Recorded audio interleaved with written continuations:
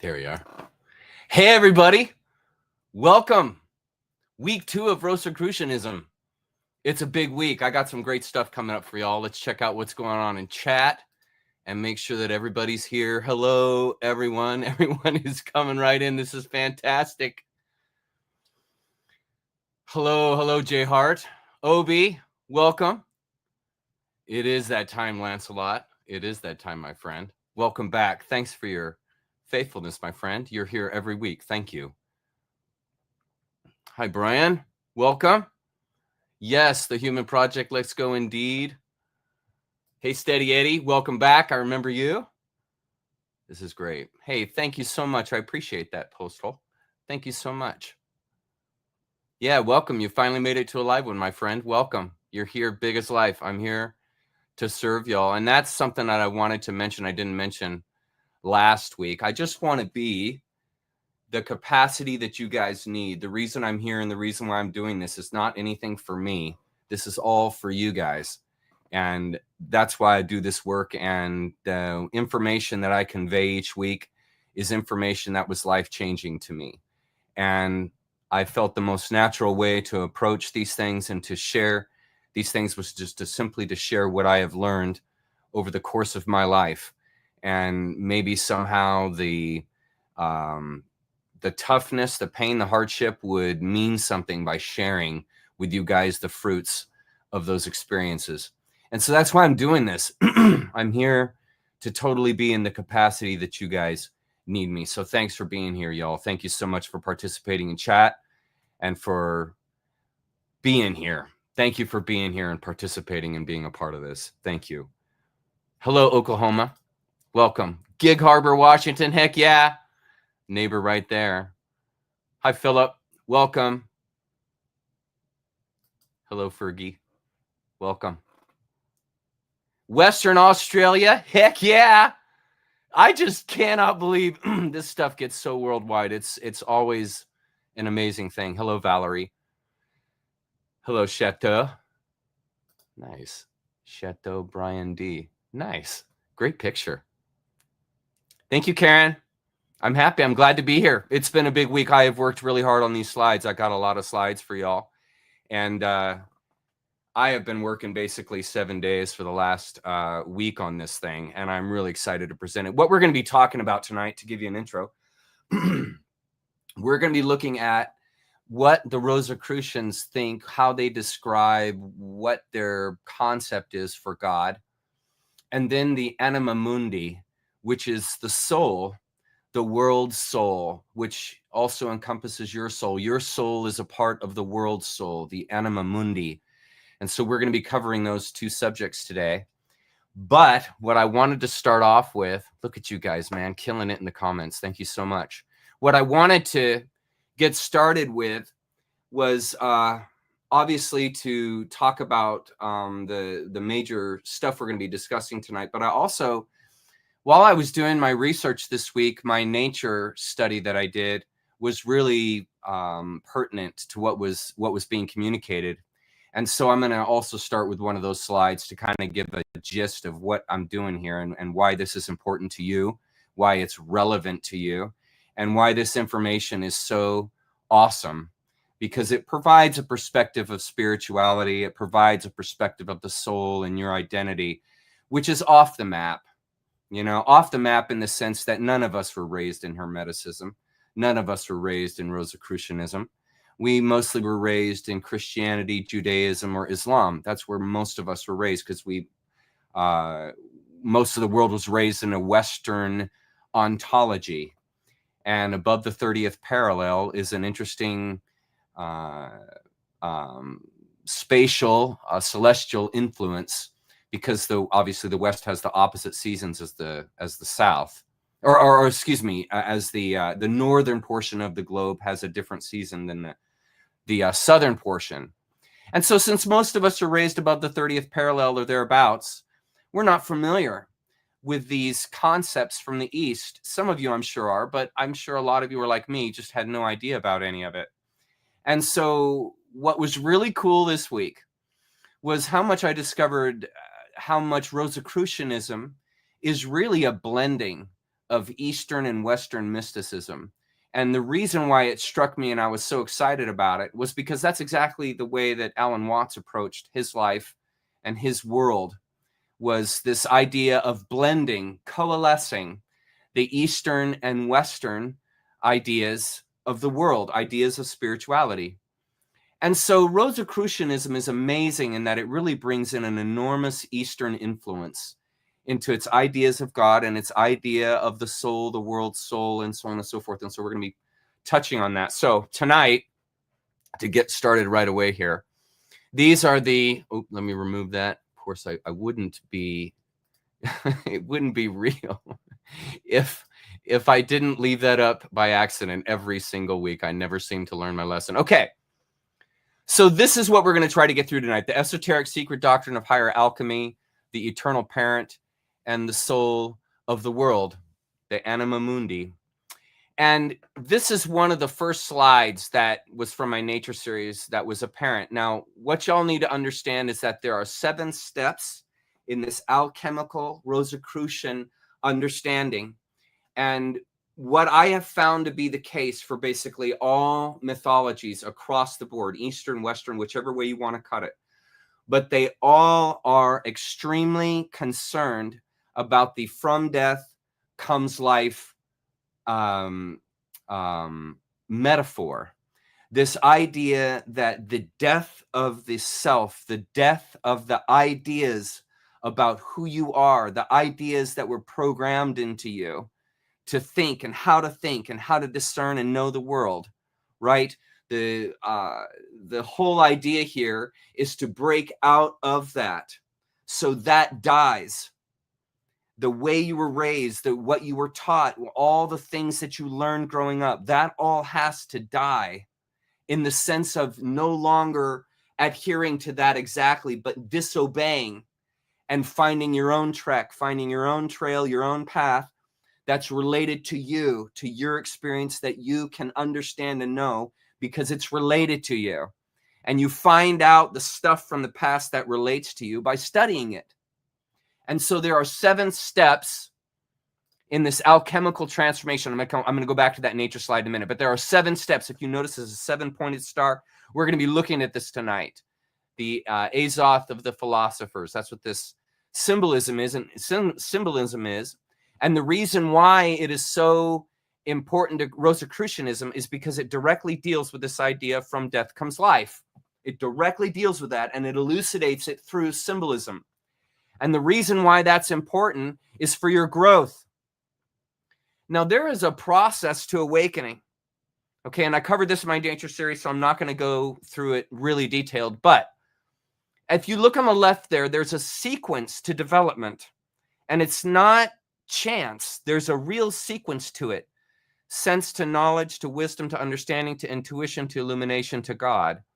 And there is a real sense of pathway, a sense of way that this goes about. And the way is the process. Okay, so the first step, and this ties directly into this alchemical aphorism right there, but this directly connects in that the first step, the first process is explicit destruction. How we identify with ourselves is through explicit destruction, meaning the form, meaning your life. And how are you ever going to change if you don't go through destruction, right? If you're aligned to a certain way and everything's cool, copacetic, and it's all gentle and kind and this whole kind of thing, and life really doesn't throw anything tough at you, why are you going to leave? Why would you leave an ontology whereby you're at peace, everything's cool, it's all good, right? You're not going to leave that. You're going to leave that when catastrophe hits you and you realize life isn't the illusion I've been taught. It's not this dumbed down version of God, this dumbed down, blasphemed version of myself. And that's exactly what the controllers want, is for you to be dumbed down. And so the first thing that has to happen is explicit destruction of the dumbness, the stupidity that has been programmed into you. And how we identify with ourselves is through explicit destruction. So if I want to know my identity, if I want to change my identity, understanding who I am, my life has to be destroyed. And as you guys know, this great awakening is a destructive process. Everyone is going through this. Everyone's life, everyone's ontology, how they understood the world is being destroyed systematically. And that's the first step, explicit destruction. And then how we identify with others, a first step here in identity, is through relational experience. So relationships and experience are going to render me life past the destruction, past the explicit destruction. My life has been destroyed, so I must re-identify. And I re-identify through finding patterns and relationships in the world that I've never seen because my life has been destroyed. I was in an illusion before. And so you're not aware of the true reality. You're in an illusion. And so it's through relationships, through finding patterns and relating those patterns to yourself, meaning relativity, that I wake up into a new understanding of myself. And this happens naturally as I go through this destructive process. These blend together, folks. It's not like I'll go through the explicit destruction and then I blend into the relational experience and then I blend into patterns. All these things are kind of mushed together, and where one stops, the other one starts, and there's not a hard line for that. This is organic life. This is the unfolding of life. And so as I work into the destructive phase, it's a process. I make a few bad decisions. Some things befall me, maybe a spouse or a child dies. I get in a car accident, a plane accident, something catastrophic, a medical concern. And I walk into that and my life begins to be destroyed. And in the midst of that destruction, I begin to find patterns and relationships which help pull me out of the destruction, but in a way that's through my discernment, my own relativity, so that the new understanding that I have is related, has relationship with me. And so I can identify through those patterns. I can identify through that relationship. And then what begins to happen is this third phase. How we identify with God is through patterns of implied realization. And what we find, and what I studied in my nature series, was the aspects and characteristics of God are similar to you, are the same as you.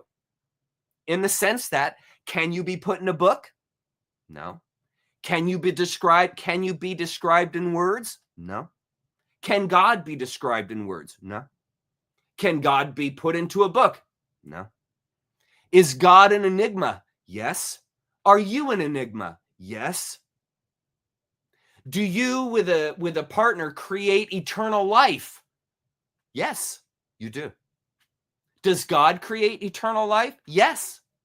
Yes, it naturally comes about in nature. The anima mundi, the world soul. Nature is the anima mundi of the earth. The anima mundi is the world soul. What composes the world? Consciousness. What are you? Consciousness. Explicitly, you are consciousness. What is God? Consciousness. The anima mundi is consciousness. And obviously God's past consciousness. But can you see the point I'm making? How many characteristics of you actually match characteristics of God? And this is profundity. This is what takes your breath away when you see these parallels that directly relate you to God, to the anima mundi, the world soul. You see? And there's a process. Patterns, the implicit, the patterns show you God. The implicit, the gut mind shows you God. And what happens when the gut mind shows you God?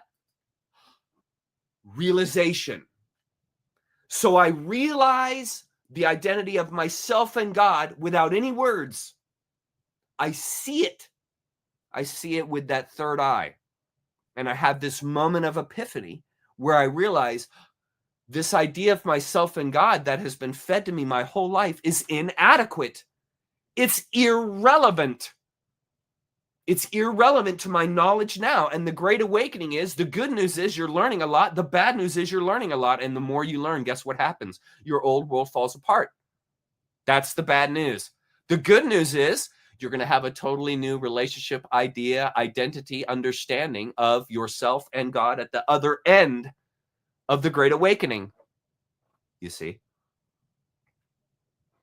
Okay, now with that in mind, look here. This is the Azoth of the philosophers.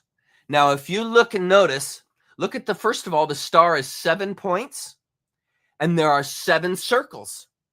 Remember, there are 7 aphorisms to alchemy, and we'll cover those in a minute. But all these things are working through 7s, and it's this process, and I'm going to go through in great detail, but just to give you an overview real quickly here. What you're seeing are scenes in these little circles that are between the star rays are scenes of transformation. And the bird is a representation of your soul. And the skull there on the bottom, a little bit to the left there, bottom left, is you, your mind. And the first step is what? The death of the mind, the death of the ego, the death of the ideas that you've had in your head. That's the first step. And then the second step is realization. What's the bird doing? It's looking at an image of itself in water. Water is the transforming agent. And it's seeing itself. And it's that moment of epiphany that I just said to you. It's that moment of, oh, I am not what I've been told I am. I'm not a sinner. I'm not fallen. And this is catastrophic in the sense of, I can no longer then identify as a sinner. I can no longer then identify as falling because I'm seeing myself. Here's the soul. That's you. You're seeing your reflection.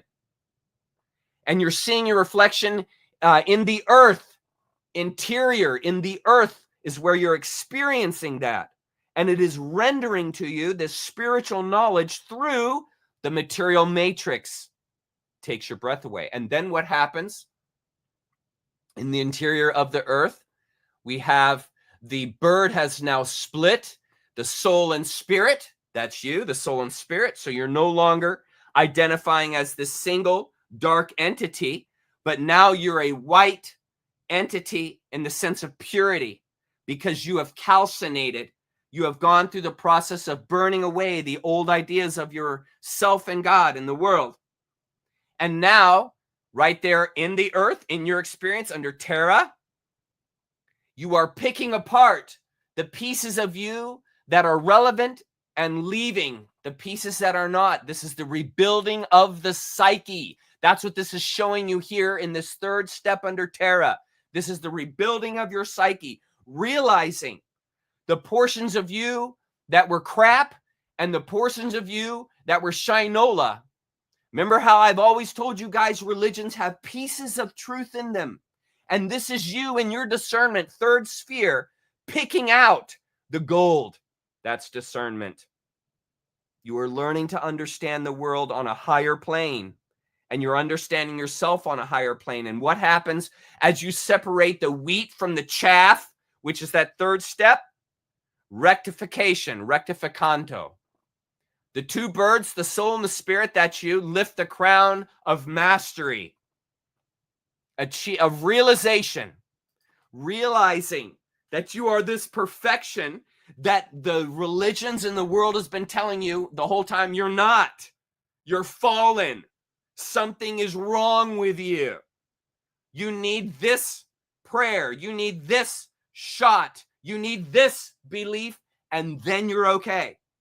You see, that's BS. That's egotism. That's teaching you materialism, identifying through words and images. That's idolatry. You see, and the person who has realized there at the top, the rectification of the soul and spirit, realizing, and look at the dead body left behind below them at the top there, see it? Raising the crown of realization. And then what happens? The intuitive. The soul and the spirit. See the 2 birds there right below the 5? Those are the 2 birds now going inward. This is you turning inward. When you have all these epiphanies and realizing, oh my gosh, oh my gosh, oh my gosh, I'm so much more than what I've been told. You then return back and intuit out of that new realization. That's what these birds are doing. They're fermenting. They're fermenting the new ideas. They're fermenting the new concepts of yourself and realizing a deeper and deeper and deeper and deeper sense. And this is happening. Look what's here. It's happening in the spirit world. Notice just to the right there, the yellow spirit world, the moon. the intuition, the immersion. That's why this is all blue right there. And what happens? You see through the darkness. You see through the occult. You see through the hidden aspects of life. And that's the unicorn, the symbol of purity, with the horn that pierces the realities. That's why that unicorn has a horn. And what happens when you pierce the realities? The rose. That's what's behind the unicorn, the rose bush. Transformation. Rebirth. And then you have the child there, the stone. You identify the stone through seeing through the occulted, seeing through that which has been hidden from you. And how has it been hidden from you? By the lies that you've been told your whole life, by the religions you've been taught your whole life, by the philosophy, the materialistic, greed-oriented philosophy that you have been raised in your whole life. And you are reborn here, free of those materialistic aspects of life. You are free.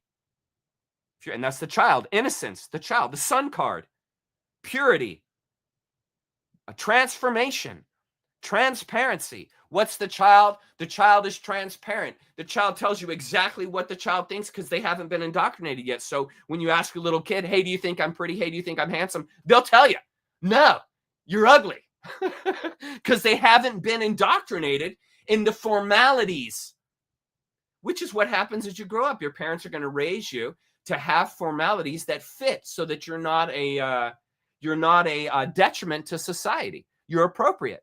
But that's not the end all. That's not the end all. Being raised in the world of your parents and learning the rules and world of your parents doesn't awaken you. What awakens you? The inward search right there. The inward search, the fermentation, the occulting, the getting past the darkness, seeing through the veil so that a new child is reborn. That's you. And then we see on the left there is the natural world, and we see on the right is the underworld. And I'm going to get all into that. I'm going to describe that whole thing to you. So I'm not going to use all that up now. But the point being, that's what these mandalas, that's what these symbols are showing you in these religions. They are elucidating to you the from death comes life metaphor, which is you. You have death already within you. You're going straight to it. Death bats 1,000. We all die. Got it? Everybody's got the death within them, the thanatos. The death instinct is in you. Right? And then you also are life. Look at you. You're alive. You're listening to me right now. You're aware of the consciousness that you're tied into, meaning that you're tuned into. Consciousness is outside your brain. Your brain is an antenna. You tune into it. That's a living organism that's doing that, tuning into the animating factor, that which animates you and animates the world. And becoming aware of this through symbolism moves you past words, moves you past the religions, the theology, the orthodoxy that you have been taught. And these symbols awaken you from those short-sighted views. You are awakened. And you are awakened not through words, through images. That which you see with the third eye. Not what you see with your eyes. The symbolism, the symbols are to refocus so that your third eye clearly sees the world through the mandala. The clarifying agent, the aphorism that awakens you. That's what that image is for. To awaken you. And that's what the alchemists were doing. They weren't sitting in a lab trying to make gold out of lead. That's to dumb you down. That's to keep you stupid. So you think, oh yeah, those alchemists, they were just, farting around with trying to make gold and they're just greedy. No, man. No. This right here turns lead into gold. This is the transformation process that turns lead, meaning your ignorance, into gold, meaning awareness. Do you see? And that's why all these ancient traditions use symbolism. because symbolism allows you to see without words. It allows you to see through the veil. It's a focusing agent. That's what a mandala is. It's a focusing agent. That's a lens. Why do you think there's a dude in the middle of it? That's a lens. To who? To your identity, the center, who you are. Okay, so let's look at it. Let's check it out. Azoth of the Philosophers is a profound alchemical mandala originating from the 1959 work Azoth et Ignis, that's fire, Azoth and fire, attributed to the 15th century Benedictine monk and alchemist Basil Valentine. It became a key emblem in Rosicrucianism, symbolizing the great work, the magnum opus of alchemy. Folks, that's what in case you're wondering what the magnum opus is, the magnum opus is your life. It is your life. And the alchemical world is teaching you this magnum opus, which basically means you awaken to the fact that you are a material body having a spiritual experience. You are the cross. You are the point of tension. And these mandalas, these works, these symbolism free you from the anxiety of that. Free you from the anxiety of the material world, of being a finite body, being in a finite body, which is very difficult for your soul. Do you see? Okay, let's get into it. It became a key emblem in Rosicrucianism, symbolizing the great work, the magnum opus of alchemy, which is the transformation of base matter, that's your body, lead, ignorance, unawareness, that's your mind, into gold. Your body becomes a temple. The philosopher's stone, your body, your soul, enlightenment, awareness. This ultimately represents spiritual coagulation, the union of opposites. Right there, the union of opposites. What are you? What are you? Think about it. The union of opposites. You have the corpse, the body, on its way to death, invigorated, animated by the spirit, the soul, the anima mundi, which brings life, spirit, essence, personality, intellect, intuition to you. You see? This is absolutely freaking brilliant. This ultimately represents spiritual coagulation, the union of opposites, and the path to oneness. The symbol is a meditative tool, often depicted in manuscripts like the secret symbols of the Rosicrucianisms, where it encapsulates Hermetic, Kabbalistic, and esoteric principles. And that's the thing, guys. Listen. I've spent weeks now studying that mandala, and I'm telling you, by meditating on it, not worshiping it, not asking it for anything, but just considering the deeper teachings that it renders to you, you begin to see more and more clearly. Automatically. It happens automatically. Remember, love isn't a choice. Awareness is only a choice in the sense of pursuit, but becoming aware is rapture. Unexpected. Becoming aware is the experience of that which you have never experienced or seen before. That's rapture. And that doesn't happen by choice. The choice is to participate, yes. But what actually happens with realization is something that happens to you. It's not something that, like, you say to yourself, okay, today I'm going to become aware. No, you go into the day open, ready, willing to become aware, but not knowing if it's going to come to you. That's why you avail yourself, and you avail yourself through symbolism, through meditating on these deeper principles. That's why they did this. Azoth of the Philosophers. Now, before I keep going, okay, now listen. Isn't it kind of weird? Now, see the center here of the mandala. See, it shows that dude with the triangle, upside down triangle. That's the cups. And this is to be the androgyne, the blending of the male and female aspects of you. You have male aspects and female aspects. What are male and female aspects? Male aspects are the action, the initiation, doing it. That's the male aspect. The Female is the intuition. Now, if I'm all action without intuition, my behavior will be inappropriate. I need the intuition. I need the undergirding to properly focus where my action goes. And so the intuition comes from inside you. It's not action in the sense of doing. It's action in the sense of mental. It's action in the sense of clarifying thoughts. It's not action in the sense of doing something, saying something, believing something. It's not that. It's the intuit, the gut mind, the realization that comes to you, like when you see something that you've never seen before. It awakens you. That's the rapture. Okay. So here, did I skip a slide? Sorry. Okay, so here, at its core is a 7-point. Sorry, I skipped. Okay, so what I did was I took out the androgyne, that ancient picture of the dude, and I replaced it with the rebis, because the rebis better elucidates the androgyne. Now, this is you. You have both female and male characteristics. That's the sun male, the moon female, right? And then you have planets and metals that are aligned to male and female. The male is the transformative agent. It's the experiential agent.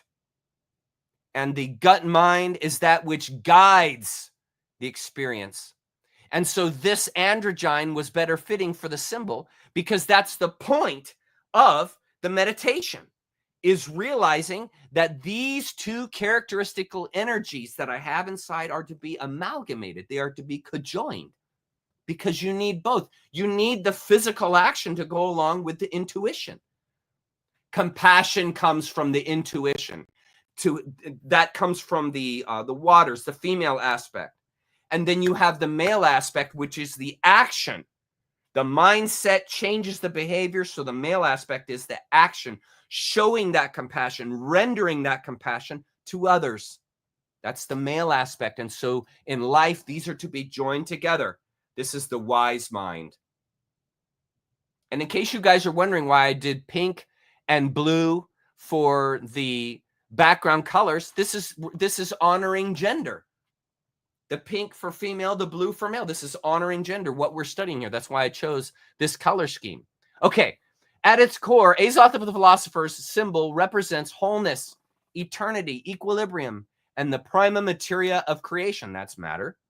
At its core is a 7-pointed star, a heptagram, extended outward, with each ray of the star associated with an alchemical operation in classical, elementary, planetary, metal, and zodiacal correspondences. And you could see it. Look, Saturn, right there, black, center, right there. The cube, that's matter. Saturn, the ruler, the ruling planet that has the rings of the crown and has the largest orbit. It sees everything. This is the first step, realization of who you are. And then you have Jupiter. And then you have Mars, and then you have Venus. See it going around? And then you have Mercury. That's the transformation. Look how it's between the rectifying and the intuition is the Mercury. That's the Quicksilver. This is the flip. And then you have the moon, the intuition. This is all you. And then you have the sun, the realization. 7. You see? And each extend outward with each ray of the star associated with an alchemical operation in classical, elementary, planetary, metal, and zodiacal correspondences. The entire design is a microcosm, macrocosm map. Do you see it? Do you see the microcosm, macrocosm? The rebis, the microcosm, that's you, mirrors the universe, the macrocosm, with the star bridging earthly and celestial realms. The microcosm is you, the macrocosm is the celestial realm. And this, you are to be linked. The idea in alchemy and Rosicrucianism is for you to find yourself linked to the celestial realm. And here's the key part: not by choice, but by realization. Realizing the energies that compose the zodiac are the same energies, called emotions, that fill me. The deeper meaning of the zodiac is the same as the deeper meaning of your emotional set, your characteristics, the way you are, just the way you are. Nobody taught you your personality. It is just the way you are. And that's that intuitive, that's that deeper sense inside of you coming out through the emotional field, which causes action, reaction of your body responding to this deeper sense. And the whole point of all these religious mythologies is for you to see that without choosing. Without choosing, not looking at the sky and saying, okay, I can see myself there and there, but looking in the sky and saying, there I am. There I am, shining the sun, shining the stars. There I am. And realizing this without having to think about it. You see? That's the point. That's what the symbolism, that's what these religions are trying to do. And you can see right there, you can see why the church labeled you as a sinner, so that you would never see these deeper principles. You would be stuck dealing with your sin problem, dealing with resisting the devil who's hunting you every day to get you, putting you in fear. See, that takes you away from your true identity, because then you begin to identify, because you are identifying through materialistic ideas. You're going to get, you're going to die. That's a materialistic concern that's been put into you. You're a fallen sinner. You're prone to wander. You're prone to leave the God that you love. These are programs. These are programs so that you will never identify. You will never see your true self. You will always be seeking outside, not inside. See what the real religions or the real systems are showing you? Look inward, ferment inward, and you will see through the occult, and you will be reborn. That's what these things are doing. Okay. The symbol is used for contemplation to realize gnosis, inner knowledge, by meditating upon and contemplating the meanings, the symbols, the colors, the words, and the profundity it infers. The symbol is a mandala of the great work illustrating the 7 stages to create Azoth from A to Z, the Alpha and Omega. That's you. The Alpha and Omega plus Oth, which is sign. This is a sign to show you you are the Alpha and Omega. Azoth is the universal solvent, mercury, prima materia of the philosopher's stone, which is your soul, which is your identity. Star rays show progression. Black, negredo, death, to purple, rubedo, perfection. The central rebis, that's the center there, is the goal. Rebis, reborn twice, is the androgyne, uniting the fixed and the volatile. Elements integrate, rendering quintessence. That's the bottom there. That's what comes about. Quintessence is the perfected human. Perfected meaning identifying as spirit and matter simultaneously. That's the perfected individual who sees both of these things clearly with no resistance, without force and without choice. Simply matter of fact, that's the way it is. Faith, not belief, faith. Faith that I am both a spiritual and a material creature. But see, logic tells you you can't be. Infinite is not finite. These things don't intermingle, but in you, your identity, they actually do, because you're both spirit and matter. Okay? That's the showing you. The planets and metals symbolize the soul's ascent from Saturn, which is initiation, to Sun, realization. And now you guys know why they all worship Saturn, because they are obsessed with materialism. Saturn represents materialism, authority, hierarchy. And so what they did in these occult systems, and what we'll look here later with Aleister Crowley, is they twisted the truth of the sense of things, in that Saturn is indeed a ruler, but is not the ruler, not the god, the demiurge. And they obsessed with materialism. That's what this whole idea of worshiping Lucifer, sacrificing children, taking part in these rituals, these satanic rituals. This is material obsession. Drinking adrenochrome and having that drug experience. This is material obsession. And they worship that. They worship the sensorial world. And this is why Saturn, the cube, is their god. but it was never meant to be that. It is just another aspect of your psyche, another aspect of the celestial realm. A bearded alchemist or Rebis, that was that old one here. I'll show you. This, see, that's the bearded alchemist. The bearded alchemist or the Rebis, the alchemical hermaphrodite, is at the center, but I replaced it with the Rebis so it's easier for you all to mentally see it. The figure is balanced. Right hand, that's the hand of action, holds a fiery torch representing action. On the left, intuitiveness, a feather representing air or intuition. A downward pointing triangle, cup, water, overlays the center, implying feminine grace. Feet rest on land, right, and water, left. Between the feet is the cube, the corpus. Notice how close corpus, body, is to corpse. Your body is a corpse. And it is animated by the spiritual principle. The spiritual principle. That's why the spirit leaves the body when the body dies, when the corpse no longer is alive.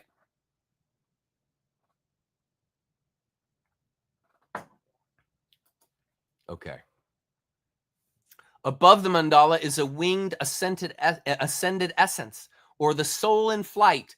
The circle enclosing the androgyne is the Ouroboros. That's what that circle is with the words on it, and I'm going to translate all that for you in a minute. Is the Ouroboros, or alchemical vessel, representing consumption, death eats life, and change. From death comes life. This stuff really opens up when you begin to understand what they were doing. So the Latin words, this is the mandala, this is the Ouroboros, the circle around the points of the star. The Latin words mean visit the center of the earth, and by rectification, you will discover the hidden stone. So they're the first one, visit the interior of the earth, terra. By rectification, they're at the top, rectifying, which I explained earlier. You will discover, see, you discover, you don't find, you discover. It's not lost. That's the key. That's the key. Your identity is not lost. It's a matter of your psyche seeing it, coming into alignment, amalgamating with it, but it's right there. It's not outside you. It's in you, and you discover it through the intuition. That's the two little birds fermenting in the blue, and then you become the unicorn. Why do you become the unicorn? Because you have purified. The horn of the unicorn pierces the realms, pierces the BS that you were taught your whole life, pierces those veils, and the purity comes forward. The one that sees it. And you can see there, I'm not going to go through all that because it's too hard to pronounce all those words, but you can see it by meditating on those words. You can see what they were pointing towards. This isn't just funny pictures. It's actually living life before you. Visit the interior of the earth, and by rectification, you will discover the hidden stone. This is an alchemical injunction, guiding the adept to explore the inner depths of matter, of self, of cosmos, of identity, and of truth. What is truth? Your identity. Through a process of purification, that's the rectification, to discover inuenus, the philosopher's stone, occultum lapidem. The stone, the cup of transformation, which is your identity. The waters of awareness render identity. The ultimate truth. Water reflects the truth. When you look into it deeply, it reflects the truth. That's what all those mirrors are in the kids' cartoons, where they look into the mirror, because the water renders it. Reflection renders it. Contemplation of yourself renders the truth to you. That's why meditation is so efficacious. It renders the truth within you. This symbolizes the spiritual journey towards the singularity to discover the divine spark that's inside of you. And here, what I've done is I have looked up and found all of the planets, the colors, the zodiac that align to each of the stages. So as you go through this transformation in your life, what you find is that in this initial, let's look at Saturn here again, in this beginning phase is this calcination, this burning away of materialism.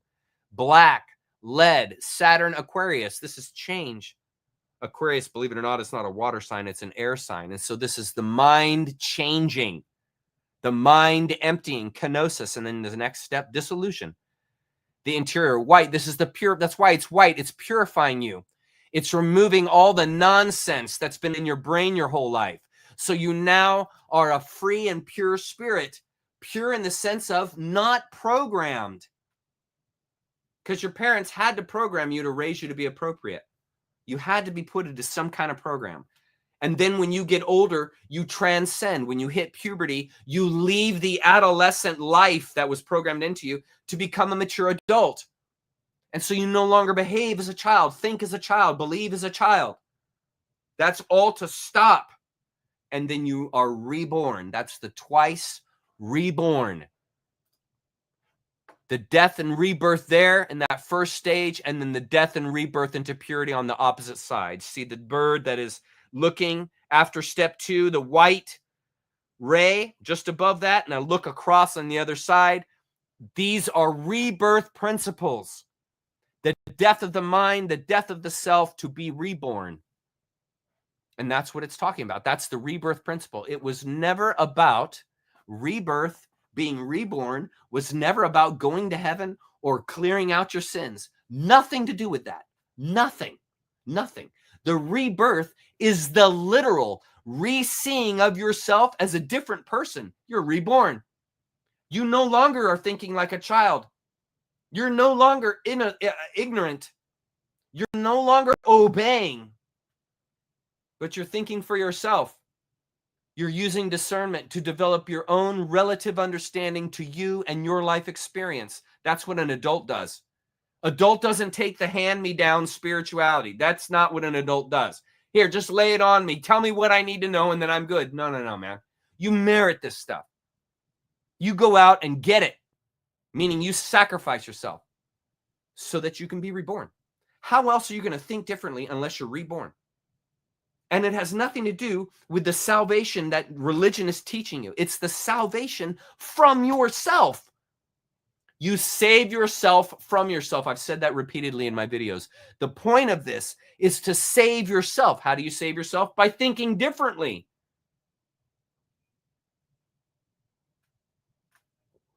No longer acting in ignorance from the ignorant way from your childhood because you didn't know any better. You're just a bot, a parrot. You're just doing as you're told.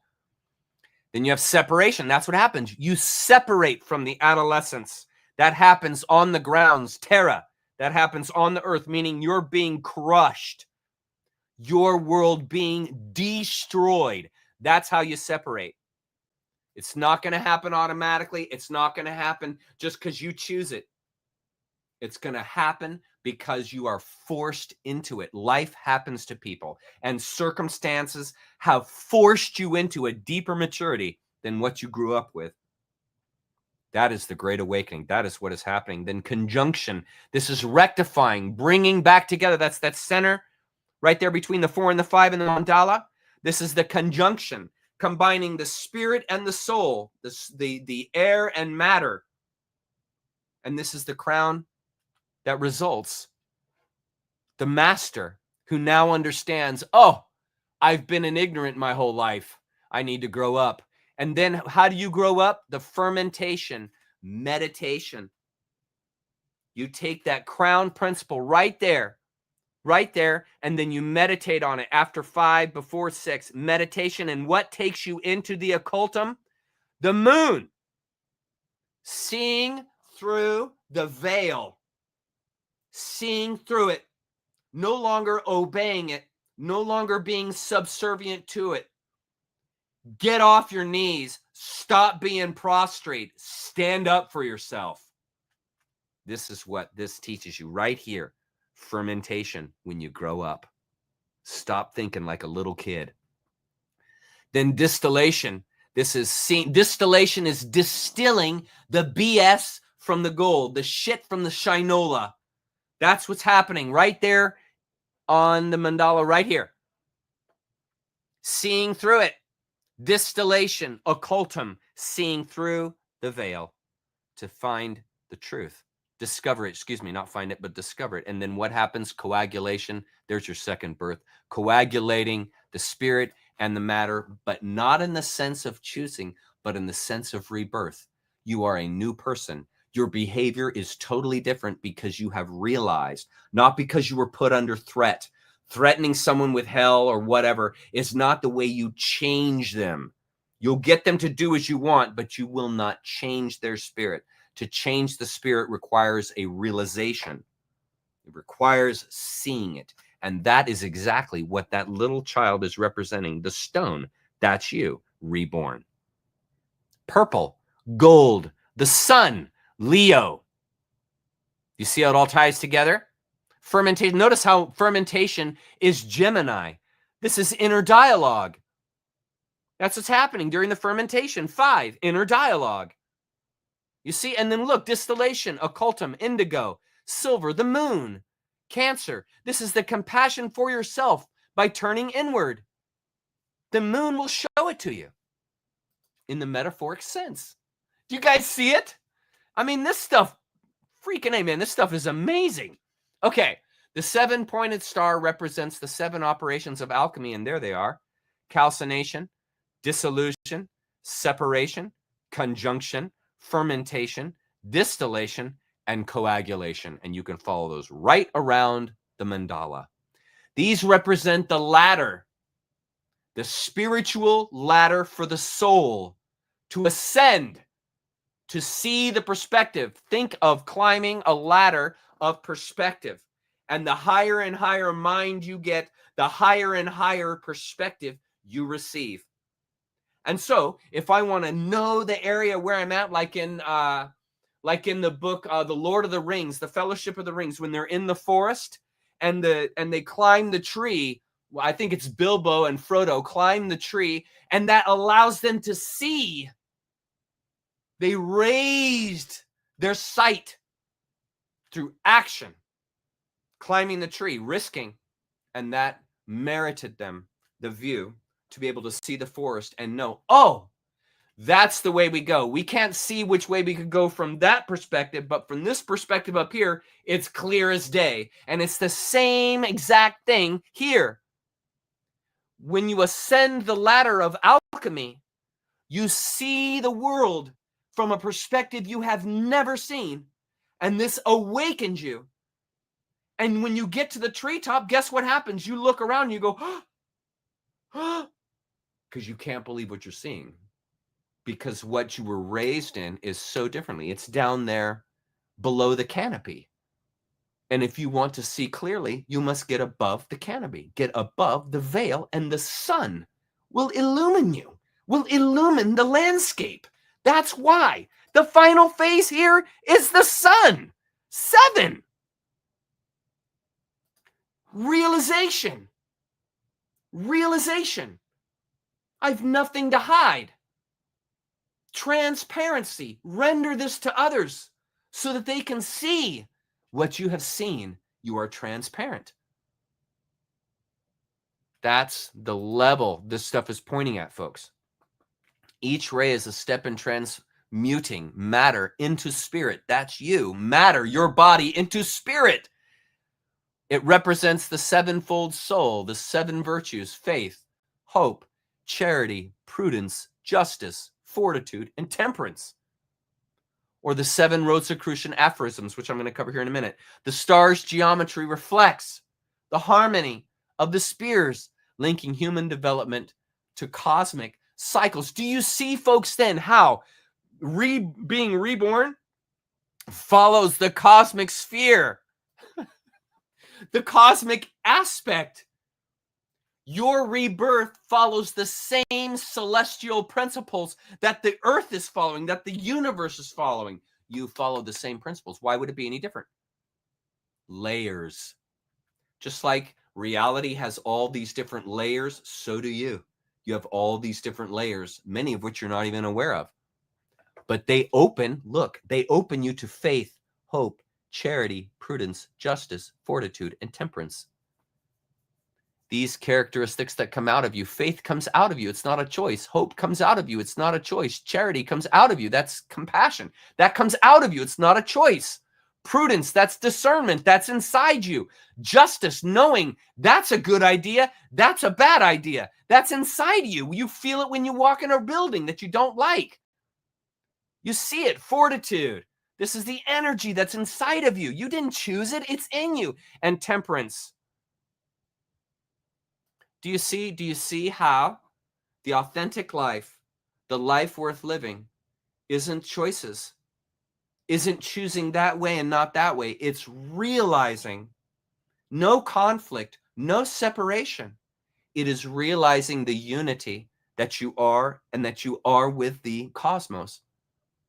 All one, all following similar patterns, all following similar spheres. The gods are within you. And the universe is showing you this. 7 is a sacred number. 7 days of creation, 7 days in a week, 7 naked eye planetary spheres, 7 chakras, the 7 Sephiroth in Kabbalah. 7 is a prime number. Notice the alchemical steps. There's 7 of them. These all denote, remember, 7 is a prime. It's only divisible by 1 and itself, meaning it is of itself so. That's the mathematical equation to of itself so is the prime number. Only divisible by 1 and itself. It is of itself so. Nothing can divide it.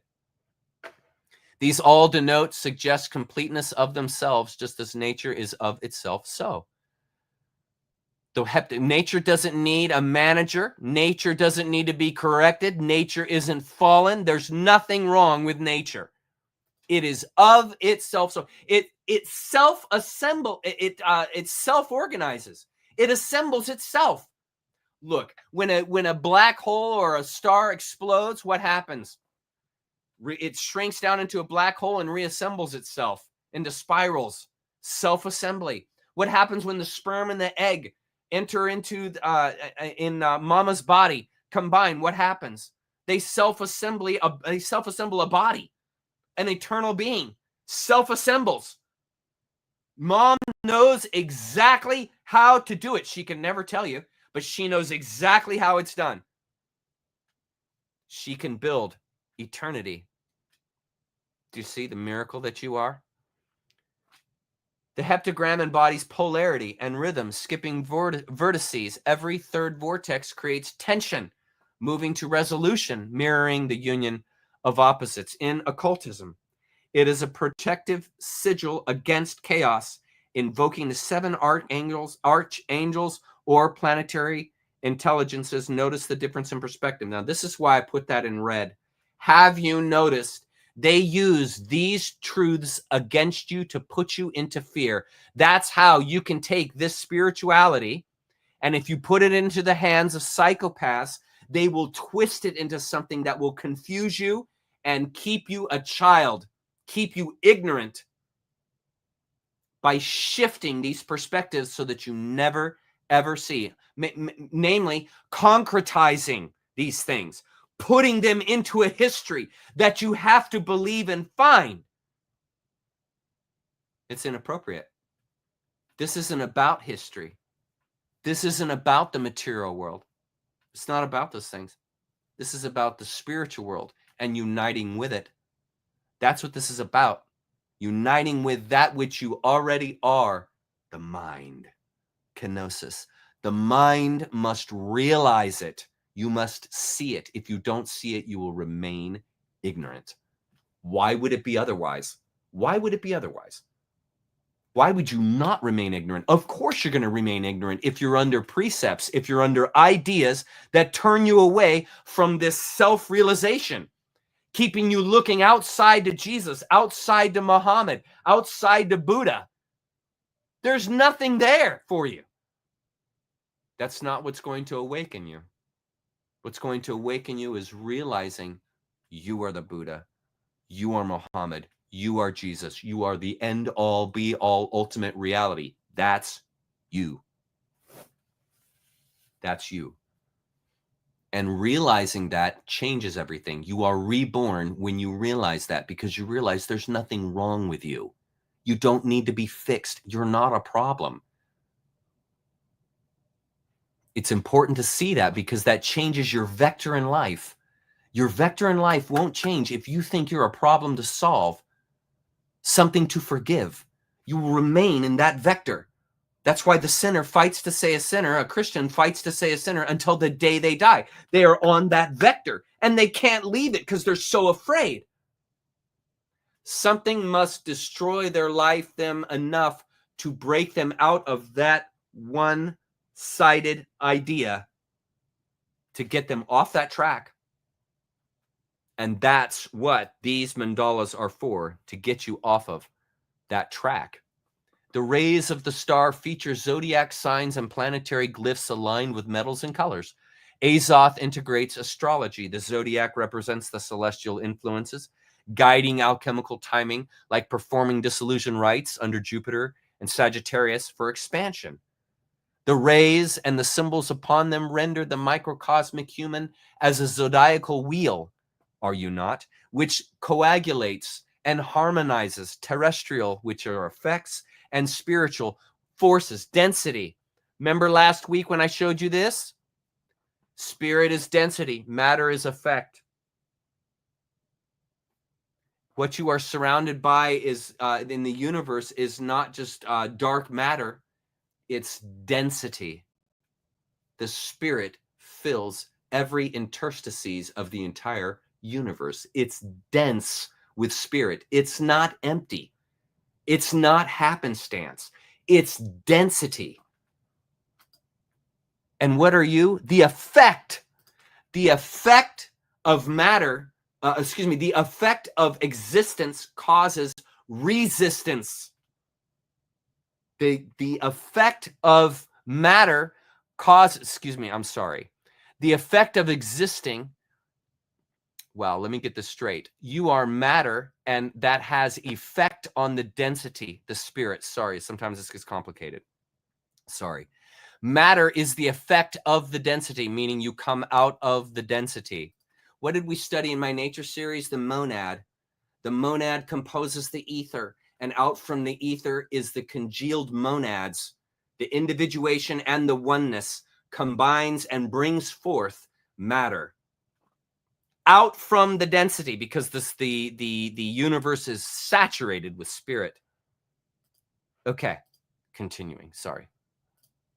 Next, the Rebis is the perfected androgyne from conjunction, uniting sulfur, male, torch and fire, and Mercury, female, feather, air. That's transformation. Sulfur is the action. That's the fire. The cubic stone is the philosopher's stone. That's you. Lapis occultus corpus, which is the physical vessel for spirit. Note the relation to corpse. The downward triangle, water, dissolves impurities. 5 stars evoke the quintessence, ether, animating the 4 elements. That's creation right there, folks. Thus, the figure embodies the alchemist's self-transformation right there at the bottom. That is what manifests out from this spiritual world, is the soul, the embodiment of the spirit. And that's at the bottom there where it says corpus, and the 5 stars are quintessence, the greatest or the most perfection, the perfection of nature, which is you. That's why they don't want you thinking that you're perfect. They want you thinking that you're fallen and screwed, because that changes your mindset. It changes the vector. And this is showing you right here. You come out of the ether, my friend.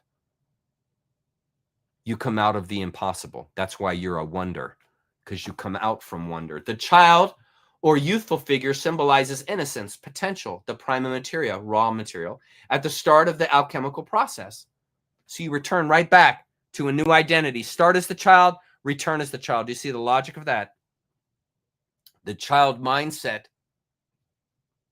the awakened mindset, the new mindset. The child represents the nascent, beginning potential within the prima materia, the seed of the philosopher's stone. That's your experience. Is the beginning of transformation, akin to the soul's primary veil. The child is the ghost of potential and symbolizes rebirth or the divine spark, quintessence, that's you, of matter. Saturn led governs discipline and disillusion, often linked to Capricorn, structure, or Aquarius, potential. The child embodies then raw potential, ready for refinement. That's your life is a refinement. In the Azoth, this is the starting point, urging the adept to recognize their divine origin. Even the alchemists knew this back in the 17th century. They knew this. This is what has been hidden from you by the church, this alternate identity of your perfection. I mean, think of how hard, like when I came out with my Khazarian Mafia series on the CIA and mind control, that was, I mean, YouTube deleted that video within about 5 minutes of my releasing it, because they don't want you knowing about mind control, because they don't want you knowing that your mind is controlled. When you find out your mind is controlled, you will awaken, because you'll be like, if you're a human being, no, I'm not going to be okay with being under control. No, not okay with that. Not okay with someone else telling me. Not okay with that. I'm here to discover for myself. That's why I came here. I didn't come here to be a parent or a parrot or a bot. I came here to become, to realize, and that's what is happening here. Skulls symbolize death or mortality, often stark and foreboding. They actually represent a critical turning point. The skull signifies the death of the old self, stripping away impurities or illusions. It's the alchemical mortificatio, where the ego ends and truth is rendered. See, what is ultimate truth? I don't know if you guys have ever thought about this. What is ultimate truth? What is ultimate truth? What will render to you ultimate truth? Identity. Identity. Your soul, your true identity, that's truth. The ultimate truth. And so the more you recognize your soul, which doesn't use words to be recognized, right? The more truth is rendered to you. That's the ultimate truth, your identity. And that's why they wanted your identifying as that hidden from you, because then you can't be controlled. Now you know why. All the systems in place have been put in place to dumb you down, keep you stupid, keep you taking the injections, keep you saying those prayers thinking you're going to hell, thinking you believe in that God and not that one, controlling your mind, keeping you from thinking for yourself. Because when you think for yourself, you can't be controlled. That's why all the systems, in case you're wondering, that's why they're set up the way that they are, so that you never awaken. That's why religion, Western religion, was set up the way that it is, so that you would never waken to it. You would never see it. And finding this stuff out frees you from it. This is how you cut the shackles, by seeing how they have tricked you. Did I skip? Here. We read that. This. Sorry if I've, yeah, that should be the next slide. The child or youthful figure symbolizes innocence, potential, the prima materia at the start of, wait a minute, I was on the skull. I'm so sorry, guys. The way they set this thing up is so difficult. Okay. There, the skull reflects the Rosicrucian acceptance of death as transformation tied to the principle of polarity. The skull is a memento mori, reminding the adept of the impermanence, like the Buddhist Anicca. The skull denotes the severance of false identity. Now you should see it clear as day. Birds symbolize freedom, the soul's ascent, the volatile spirit. Birds symbolize the soul's flight towards higher consciousness. That's what's happening with this bird. Starts out as a crow, a raven, and then it transforms into the white birds, into the spirit and matter, and then it recoagulates into the unicorn. This is transformation. That's what you're seeing. That's why it goes from a bird to birds to unicorn to the child. Transformation. Birds, this aligns with the alchemical maxim, rectification through dissolution. In Hermeticism, birds denote quicksilver, which is the equivalent to intellect, mind, dissolving and flow. Think of mercury, silver, and it quickly moves, it flows, and it dissolves matter. I mean, it eats gold. Mercury does. They signify the soul's release from earthly constraints and moving towards higher planes. That's what's going on here, folks. This was what was originally to be shown to you. Crowns symbolize sovereignty there at the top, enlightenment and divine authority. They are radiant, and one is placed between rays in the Azoth to signify a peak achievement of the adept. Remember, we talked about that earlier. The crowns represent mastery, the kingly state of unified consciousness and wisdom. In the Azoth, the crown marks the adept's sovereignty over lower consciousness. That's the child, that's the adolescence, and nearing the philosopher's stone identity. That's the master, the adult, the one that transitions out from the childlike nature into the adult.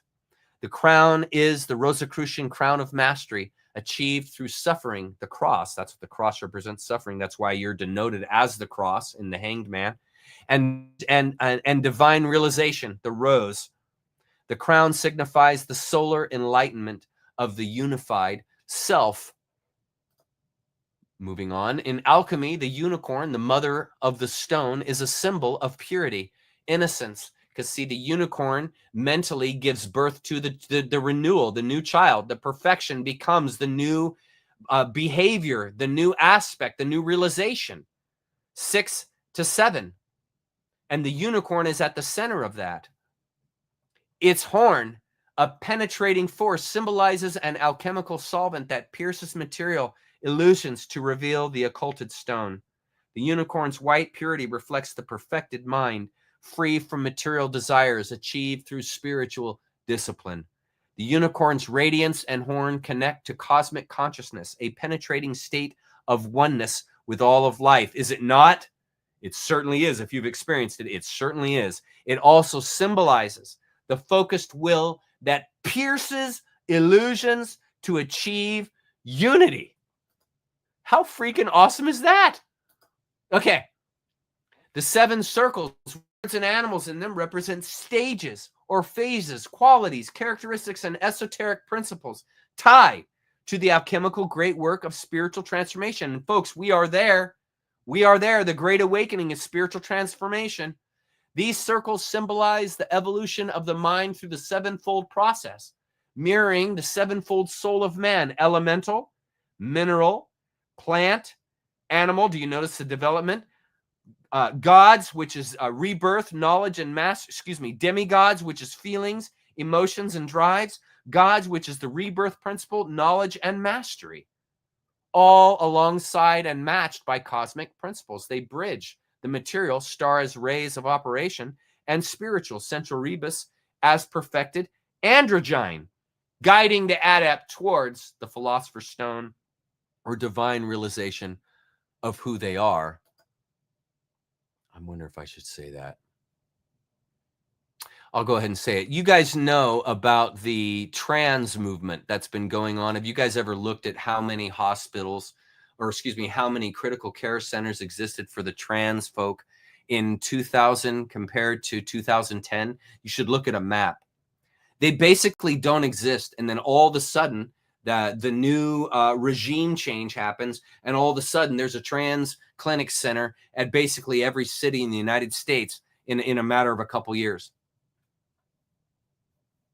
Do you see how they are attempting to blaspheme this here in the center, the Rebis? Do you see how they're doing that? Isn't that just like the controllers to do that? So that you would never see that this actually meant, the blending of male and female actually meant an entirely different thing than what they're doing now. And you can see the reason I mention this isn't to disrespect anyone. It's to show you this is regime change. This is menticiding the mind. This is poisoning the mind of the public. So they would never see this deeper principle I'm pointing at here. It has nothing to do with physically changing or altering your gender or being both. It has nothing to do with that. That's blasphemy. Just in the same way, putting religion into historical record is blasphemy. Because you're taking something that was supposed to be transcendent and you're putting it into material matter. That's blasphemy. You're taking something that was meant to be transcendent and you're aligning it to a mental dysfunction, a mental way of seeing the world that's been programmed into you. Do you see the blasphemy they peddle? They're peddling blasphemy all the time. It's everywhere all the time. And it's so that you will never see these pure perspectives that show you the divinity that you really are.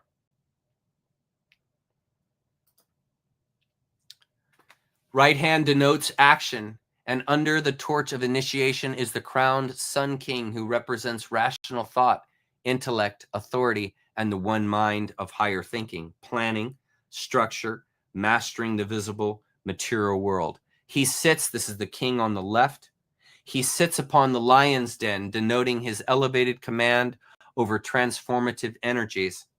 You got to see this with your mind. I can't explain it. The lion is yellow like sulfur, which symbolizes the soul's combustibility. That's the action that drives inner purification.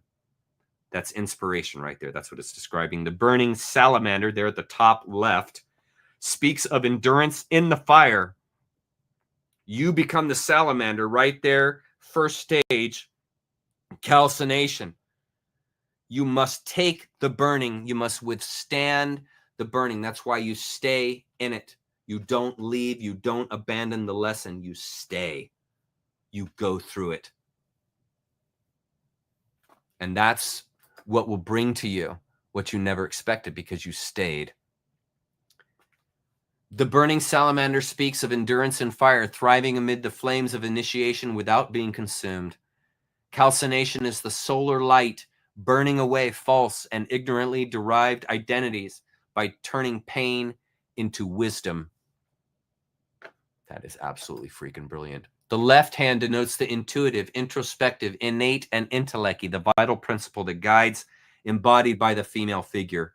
She is the master of the underworld and figurehead of emotions, transformation, fertility, flow, volatility, the unconscious, and magnetism.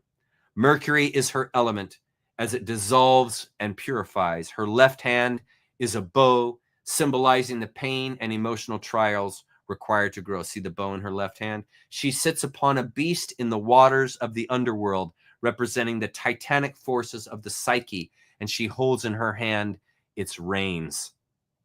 How are you going to recover from the disequilibrium state of the emotions?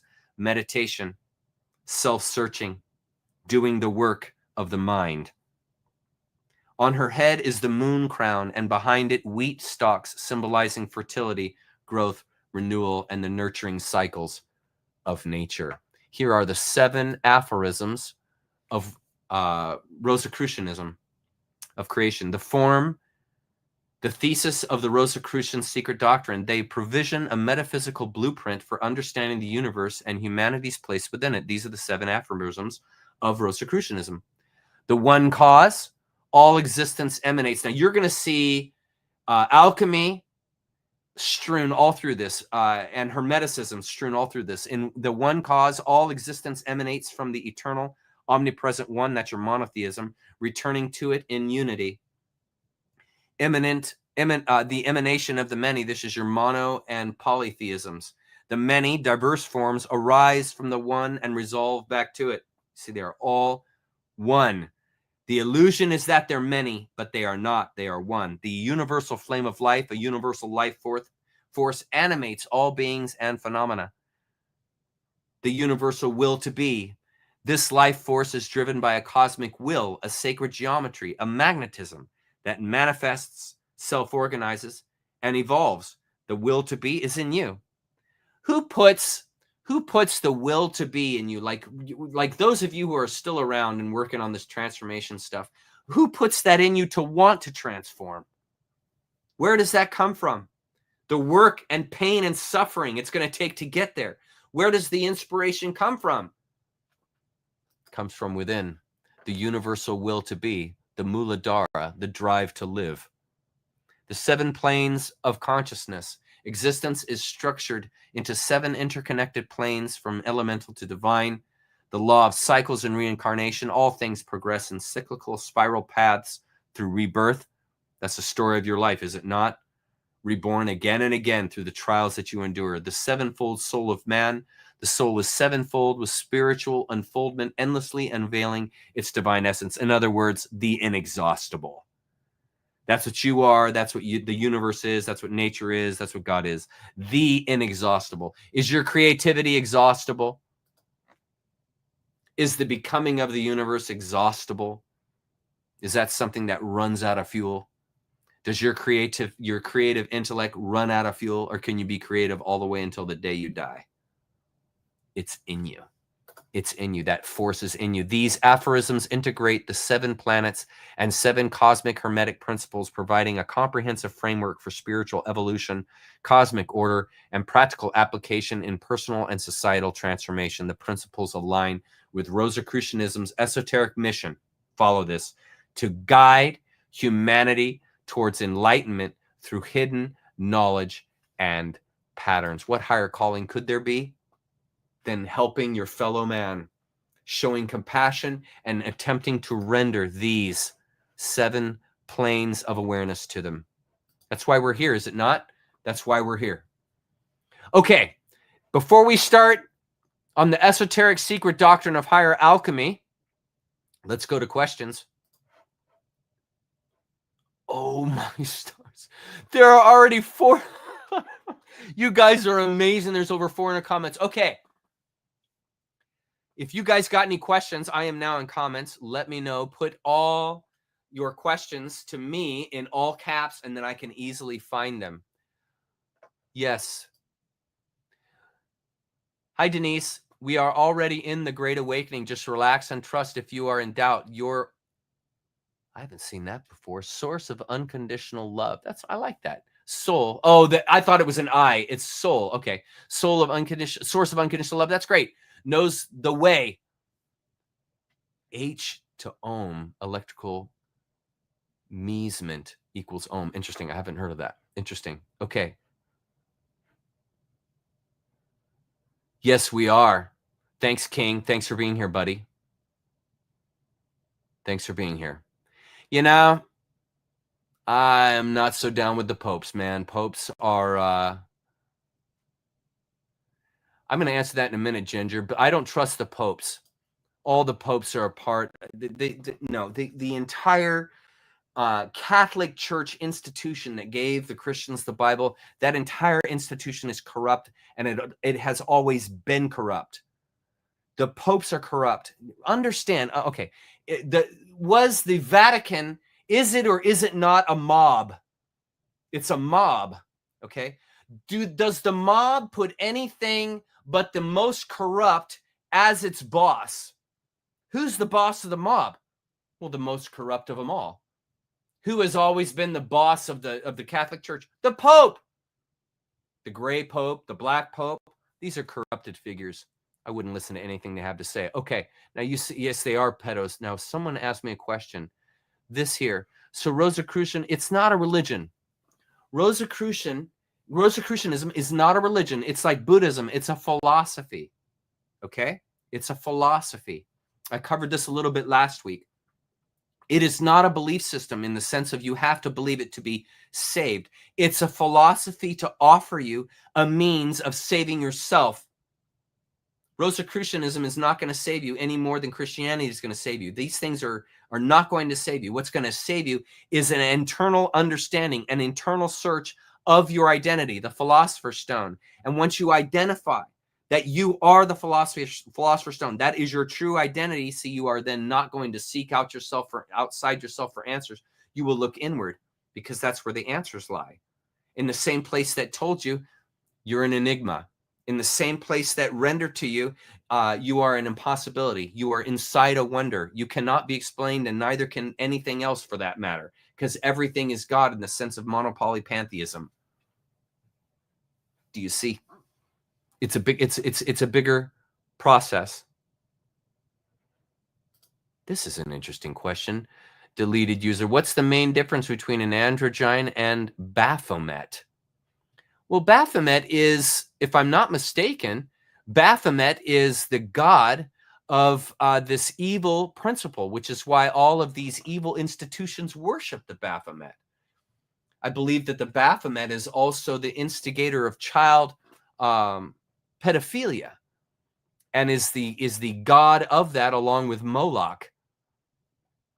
The Baphomet, oh, I see, is the androgyne, but okay, I see what you're saying now. Okay, so the Baphomet is the androgyne, but it's the androgyne in the evil sense, in that it steers you to materialism. It's not steering you towards this ephemeral spirituality. It's steering you into materialism. See, they have blasphemed these ideas. The Rebis, The Baphomet, these are blasphemies, not the Rebis, but the Baphomet is a blasphemy of the Rebis. Do you see that? They have twisted it.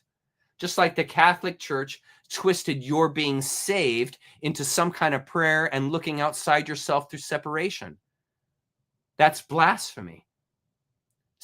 Being saved is saving yourself, is looking inward and realizing the Philosopher's Stone, realizing who you are. You're the soul. You're the animating principle. That's what you are. You're the animating principle for yourself. You're also the animating principle in the tree. It's the same animating principle. The self-growing of a galaxy is the self-animating principle. Nature is of itself so. The animating, self-organizing principle. Now that's the Rebis. Because you need both the male and the female to animate the way that God or ultimate reality manifests is through this dualistic illusion. That's what's manifesting is God, but in the sense of experience, in the sense of separation. In order for there to be experience, unique experience, there must be a form of separation. And so the human experience is being the animating principle, the all that is, but having a material experience. It's something that you conceptualize. It's difficult to explain. That's why my words fall short. You see? And so the difference between the androgyne and the Baphomet would be their telos. What are they pointing towards? What is the androgyne of the Baphomet pointing towards? Materialism, consumption. That's why it has the 3 lower chakras on its belly. It's consumed with the 3 lower chakras, which are the material experience. It's the heart, which transcends those into the upper world, so that your experience becomes a spiritual experience because you have transcended the material world. And the Baphomet is attempting to lock you into pleasure, lock you into this sensorium, not enlighten you spiritually. It's to lock you in, not to free you. That's the difference. Lancelot, I think we are. Okay. Obi. Yes, King, you are correct. Obi, I recently found a book by Aleister Crowley. Haven't read it yet. He wrote a number of books. Is this magical system inherently evil? No. No. No, he made it evil. The KM made it evil. The controllers made it evil. This is timeless truth. This Rosicrucianism is timeless truth that comes from the Atlantean philosophy. It's not recent. Rosicrucianism is just simply an embodiment of these principles that are well past Rosicrucianism. Rosicrucianism is like a sign. It's like a sign that says, hey, if you want to get to Timbuktu, go this way and it's this many miles. But you got to go do the trek. And so Rosicrucianism is saying, hey, if you want to realize these deeper principles, here are some aspects and some pictures and symbologies that will point you toward it. But my friend, you're going to have to go down the road by yourself. By yourself, without a guide. This is a no-guide system. That's why you leave the guru someday. You don't stay an adherent to the guru. You leave. You eventually, that's why all y'all that are watching me now, eventually you're going to not listen to me anymore, because there's nothing that I'm going to be able to offer you from my perspective that will be new. I have a way and a personality and a sense that makes sense of that with what I'm showing you guys, but eventually you guys are going to outgrow me. That's normal. That should happen. I don't want lifetime followers because I want all of you to grow. This is, in other words, this is not a selfish endeavor. I am not here to collect. I'm here to render it. And when what I show you doesn't help anymore, doesn't show anything to you anymore, leave. Go spend your time elsewhere with people who are more aware than I am, and grow, continue to grow. Okay, I'm not here to collect everybody and get as big a numbers as possible. I'm here to render these things, and then you guys move on. Is that not the appropriate, mature thing to do? You don't stay living in your parents' house your whole life. You leave. You leave, you go do it yourself. And it's the same thing with spirituality. You don't stay in the same spiritual house your whole life. You leave. And you go discover for yourself deeper principles that will get you even past, beyond what I or any spiritual idea could offer you. That's the mature thing to do. Absolutely. No blame if you don't want to leave. That's fine. Hang out. But I'm not trying to get you guys to stay. I want you guys to grow. That's why I'm here. Okay, enough said. All right. What is this? Chuck, didn't the God Eaters video show Rosicrucians on the cult of Baal diagram? It very well may have. And what you need to understand, and we're going to get, you know what? That's a great lead in. I'm going to show you what Crowley did. Crowley was really the one that was putting in this Rosicrucianism, and he used it for his own blasphemy, his own censorial way. He was a disgusting figure. Okay, here, I'll show you. We're going to get right into the Crowley thing after this slide. This is the slide, and then here's the Crowley thing. Okay, we're going to get right to it. I'm so glad you brought that up. What an awesome transition. Last week, I introduced the Rosicrucians, a mysterious group often referenced in occult literature, but lacking a formal organization by a specific group. See, it's not a formal belief system. It's not a formal organization. This is a gathering of information from the Atlantean era. We clarified that true Rosicrucians are not part of a fee-based order, and there's more substantial evidence of that. They are not part of a fee-based order. Masons and religions are mind collection agencies. They're there. They want you to stay. That's why the Masons make you stay in blood, and the religion does the same thing, does it not? By the blood of Jesus. They're trying to get you in the grip. That's obvious. It should show you right there. Fee-based orders, Masons and religions are mind collection agencies. They want your mind. They don't want you thinking for yourself. That's why the Bible never asks you a question. It tells you. That's the Quran. Tells you. It tells you. It's not interested in your thinking for yourself. It's not interested in your coming up with your own ideas. No, these are capture systems. And they capture you and collect from you your entire life. Even your kids, because you're going to tell your kids the exact same thing. So they'll collect up your kids with your graces, which is sad. They exert subtle influence across various fields, occult, philosophical, scientific, and societal, without publicly identifying as a religion. That's Rosicrucianism. It's not a religion. It's a philosophy. The ones that are openly Rosicrucian, donning their symbols and touting Rosy Cross pomp, are not authentic Rosicrucians any more than competing in competitive yoga makes one a yogi, or playing Halo makes one a warrior. Do you see?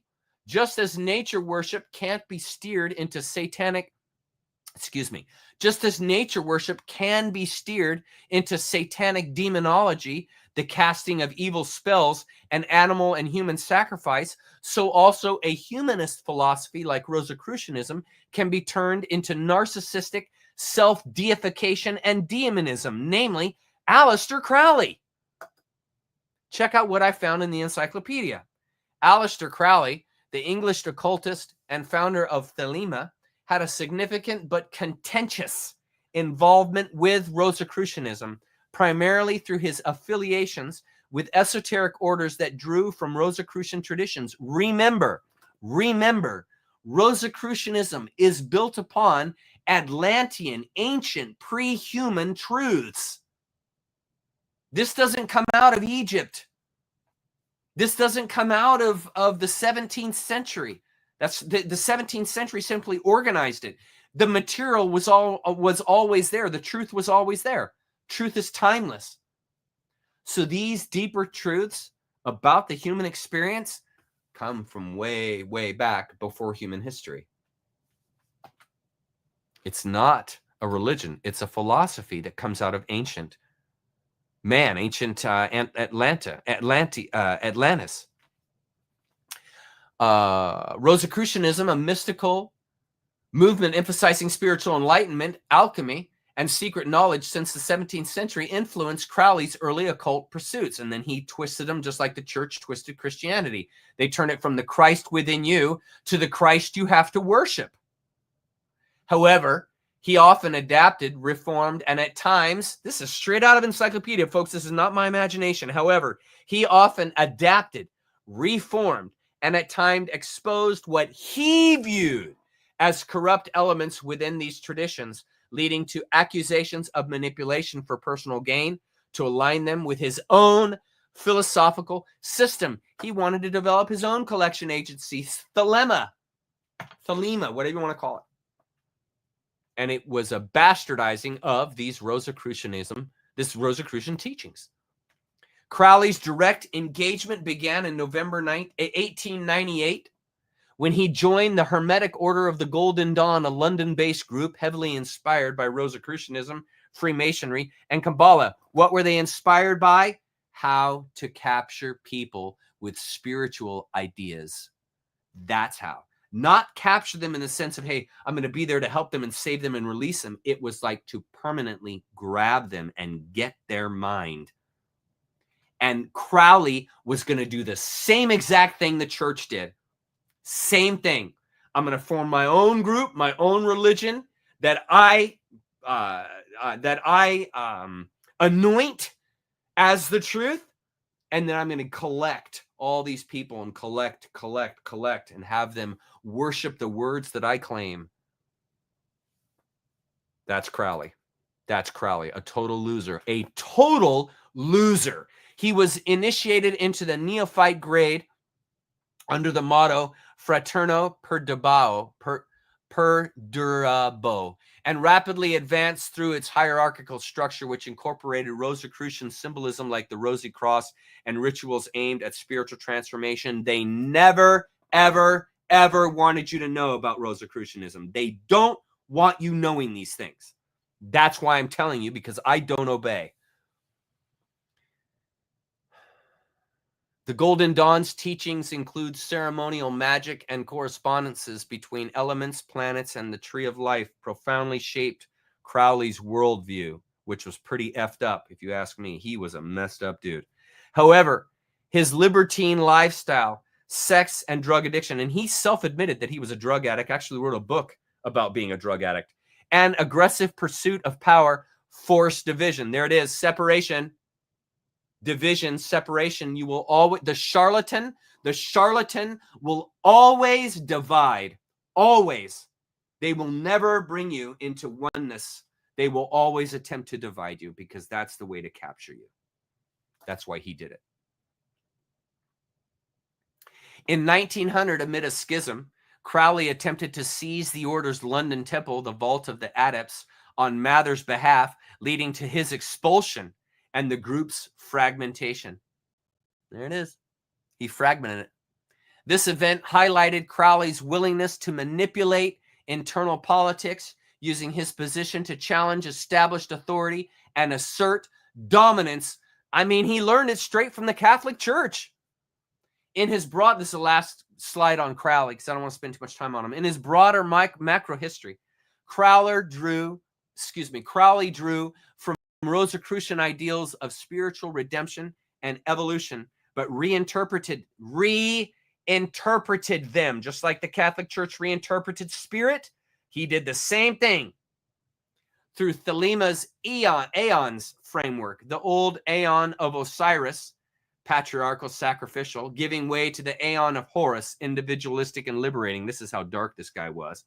He adapted Rosicrucian concepts like emphasizing personal enlightenment via yoga, meditation, and magic, while claiming prophetic status in a lineage of occult masters. He had a God complex. That's another thing. The charlatans always have a God complex. They always do.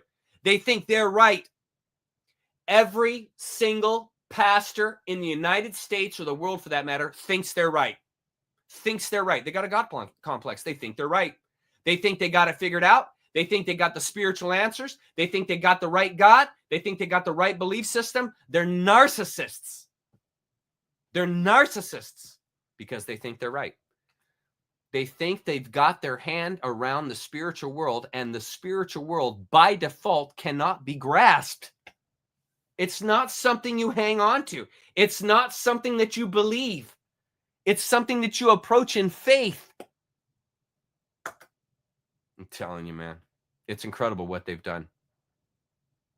Okay, where are we at? Individually, he adapted Rosicrucian concepts like emphasizing personal enlightenment via yoga, meditation, and magic while claiming prophetic status in a lineage of occult masters, the God complex. This syncretism, blending Rosicrucianism with Eastern mysticism, Kabbalah, and his revelations, meaning Crowley, has been viewed as manipulative because he distorted traditions to justify his hedonistic and controversial practices. That's a nice way to put it, including illicit drug use and ritual sex crimes against children, mind you, at his abbey of Thelema in Sicily, which ended in scandal and his expulsion from Italy. Who does that sound like? Soros. These charlatans that go in with their influence and power and begin to change masses of people and dilute them, misalign them, mislead them. They love the narcissist. The cult leader loves to cheat people. Loves it. They love to manipulate and use and exploit people. I mean, look at the KM. Look at the world. They love this world. They love it. They had it under their control. Look at every government. Look at every religion. They had it all in their hands. And they like that. Psychopaths love to capture people. That's why I spent 10 minutes earlier telling you guys, leave me when I no longer suit you. Leave me. Leave everything I'm telling you. Seriously, I don't have any God complex. I'm not looking for followers and accumulate my numbers. I'm here to render what I have learned in my experience. And those that find me, those that discover me, and my work resonates with them, awesome. Stay as long as you like. I love talking about this stuff. But someday, the healthy thing to do is to leave me. That's the healthy thing to do. Just like leaving your parents, just like leaving your mentor. You leave to go and live your life from the things that you have learned and experienced. That's healthy. Any organism or group that wants you in by force, you have to get this jab, you have to say that prayer, you have to worship this God, you have to believe this book. What is that telling you? These are narcissistic institutions. Stay away. Stay away. Crowley's legacy in Rosicrucianism, like the Romans and monotheism, is one of disruption and reinvention. While he preserved and popularized elements like symbolic correspondences, like we've been doing tonight, his reforms, his translations prioritize Thelema's radical individualism, influencing modern occult groups like the Ordo Templi Orientis and Wicca. His actions, marked by legal battles, exposés, and personal scandals, and believe me, he had many, earned him a reputation as the wickedest man in the world, which he was at the time, with most seeing his manipulations as self-serving rather than altruistic. You could say that again. Okay. Next, esoteric secret doctrine of higher alchemy. Let's get into this. We now know Rosicrucianism formalized in the 17th century with the legend of Christian Rosenkreutz, whose journey synthesized, the hero's journey, synthesized ancient Atlantean wisdom through alchemical imagery. By legend, Rosenkreutz founded the order in 1425 after acquiring Oriental wisdom from Eastern alchemists and nature-bathed mystics. Again, this is all lore. This is not hard fact, which is why it's so beautiful. The legend of Christian Rosenkreutz surrounded Rosicrucianism intentionally veils the true origins of the secret doctrine from the uninitiated, and his intended secrecy has not been to hide filth, but to protect the normie from mental breakdown. Seriously. Think of the mental breakdowns you're seeing in the normals right now. It's a real thing. The Rosicrucians focused on mental and spiritual, not material transmutation of lead into gold, but transformation of the mind's focus from material to eternal, turning the mind from lead to gold. There's your connection. Ignorance, lead. Knowledge, wisdom, gold. Secrecy is maintained to protect profound truths from unprepared minds. I'm going to get into that in a minute. The 7 aphorisms of creation are the core of their teachings, symbolized by the 7-pointed star, which we've been looking at, which represents divine attainment through suffering and mental rebirth. It emphasizes applying knowledge actively, thus urging students to prepare for deeper insights by mastering the 7 aphorisms. And you guys remember, I just showed you the 7 aphorisms here. Okay.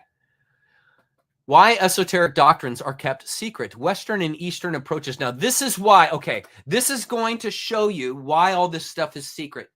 I'm hoping that for some of you, when I explain this to you, you're going to be like, bing, now I understand why it's all under secrecy. The West shares scientific discoveries openly, while the East, including Rosicrucians, guard esoteric knowledge to prevent misuse by the unprepared. Premature disclosure of esoteric principles to the public is dangerous right there. What is happening right now with the Great Awakening? Is it not dangerous? It's dangerous. It's dangerous. Seriously, you make one bad choice, you might not recover.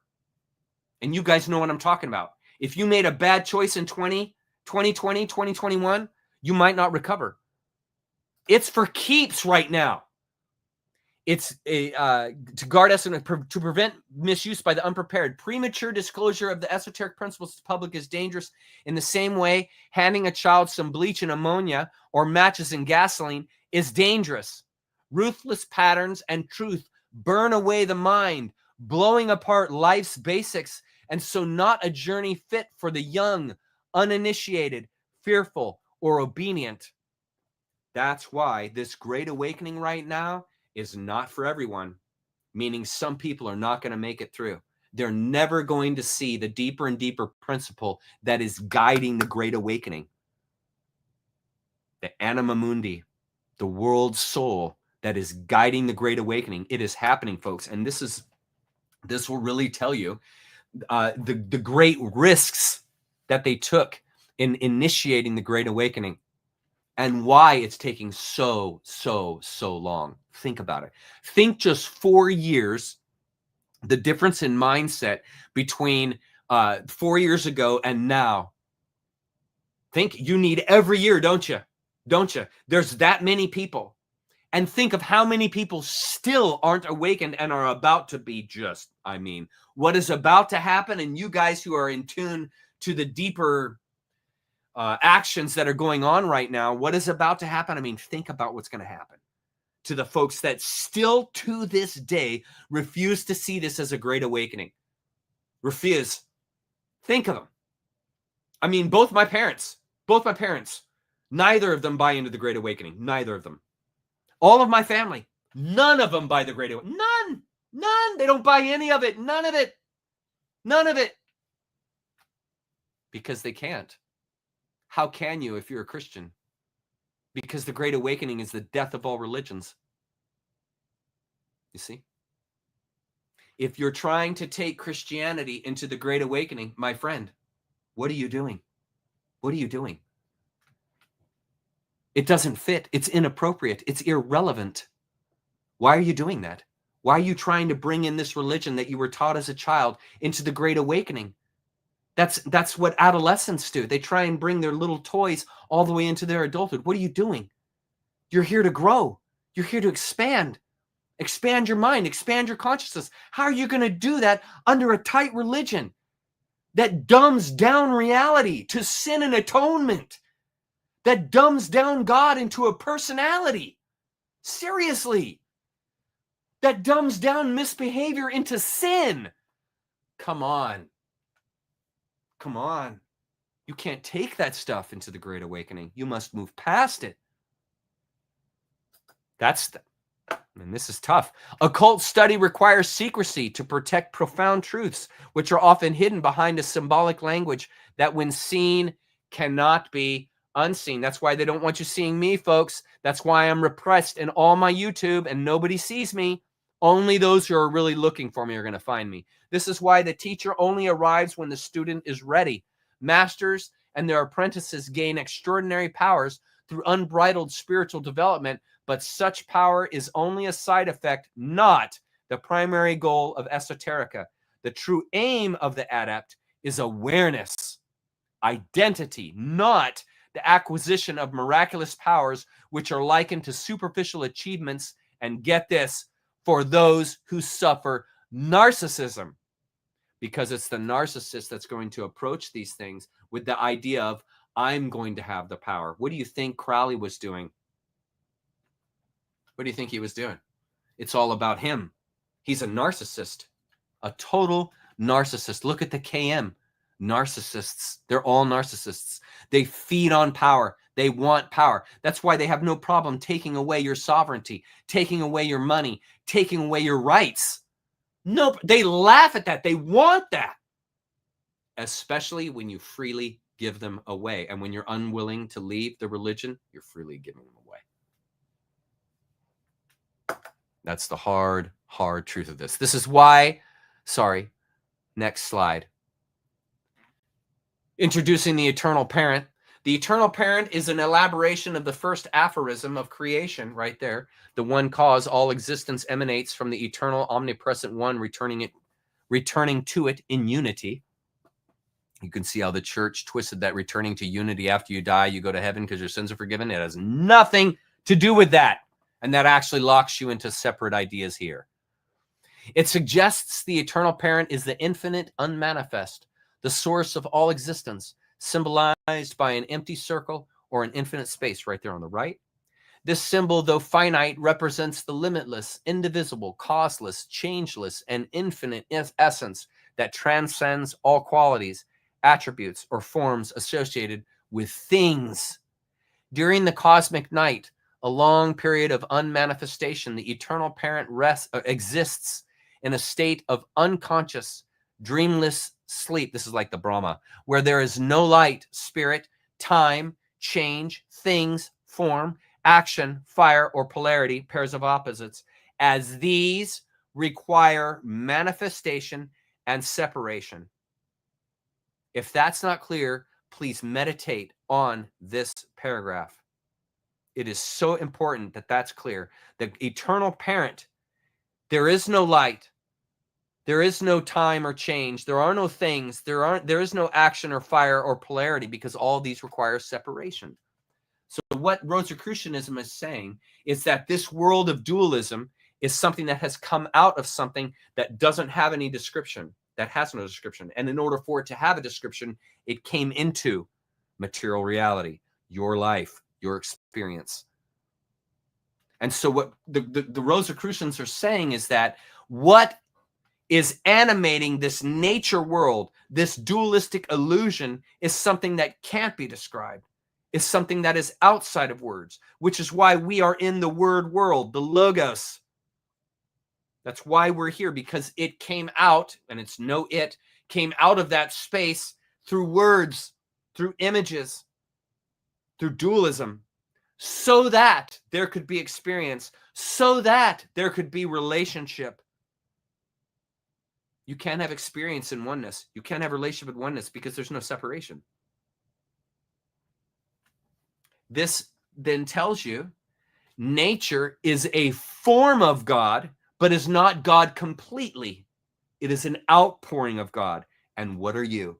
You're a nature creature. You are an outpouring of God, of this essence that is no essence, of this thing that is no thing, of this energy that is no energy.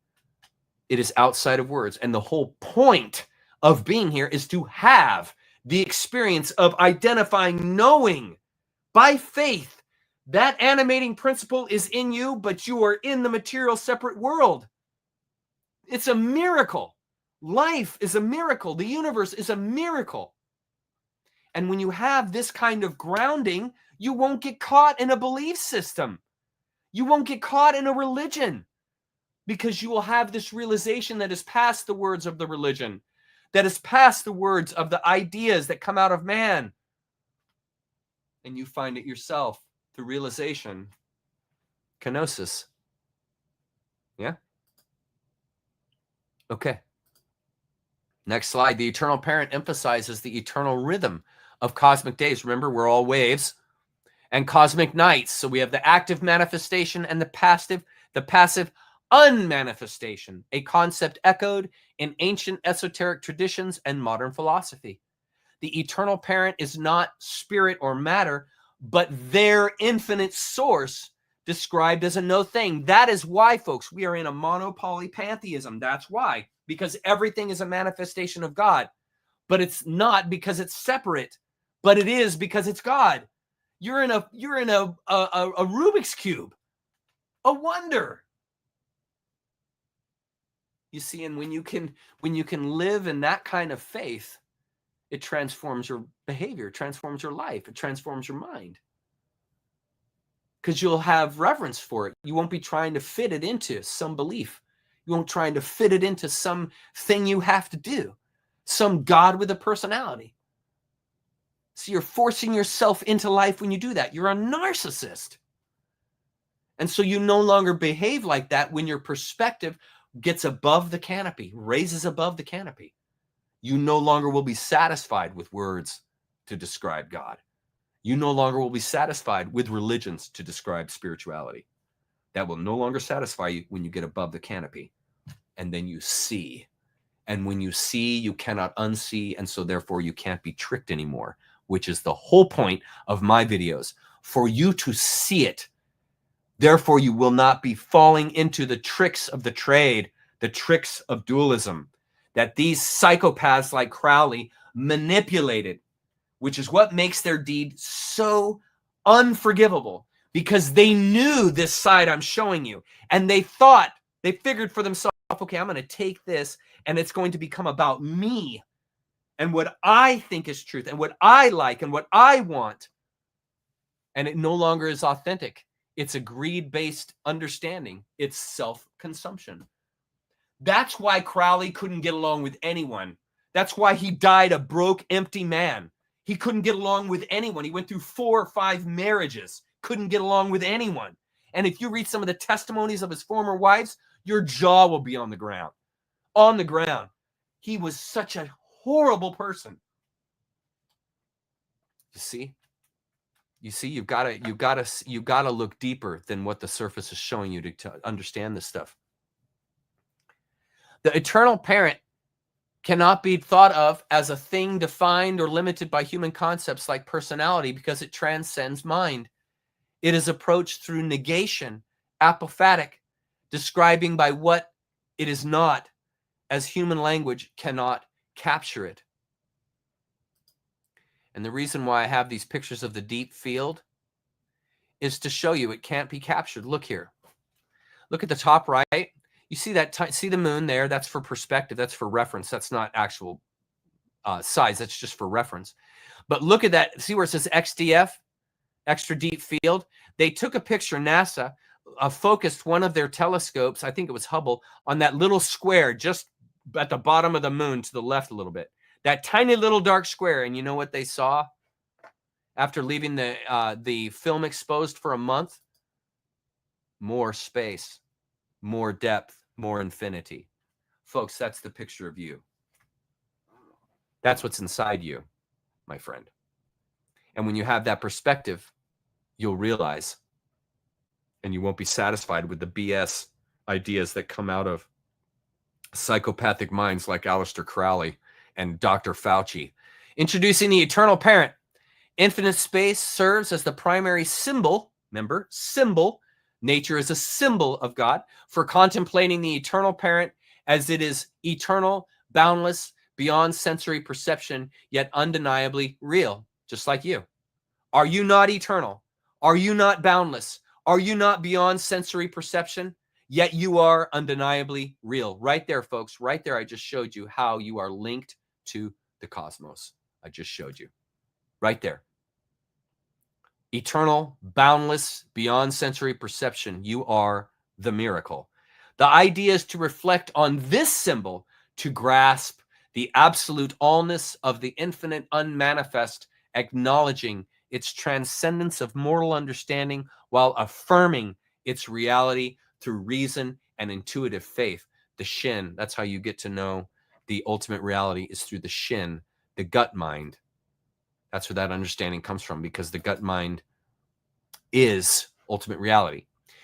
Introducing the eternal parent. The eternal parent is the state of superconscious. I'm looking forward to sharing this with you. The eternal parent is the state of superconsciousness, supercritical, beyond ordinary consciousness or personality, which it infinitely transcends and can only be contemplated through negation, neti, not this, not that, using the symbol of infinite space to represent the enigma. Now, check this out. This is to compare and contrast so that you guys can get a better grasp. Now, one of the ways you extract oils from plants is through pressurized CO2. Now, CO2 has different states. It has a solid state when it's cold enough and under, the correct amount of pressure. Then it has a liquid state when the temperature rises a little bit and the pressure changes. Then it has a vapor state right here, that when it's below certain pressures and temperatures, or at certain pressures and temperatures, it gives you the vapor, and then it moves into this undefinable state called the supercritical.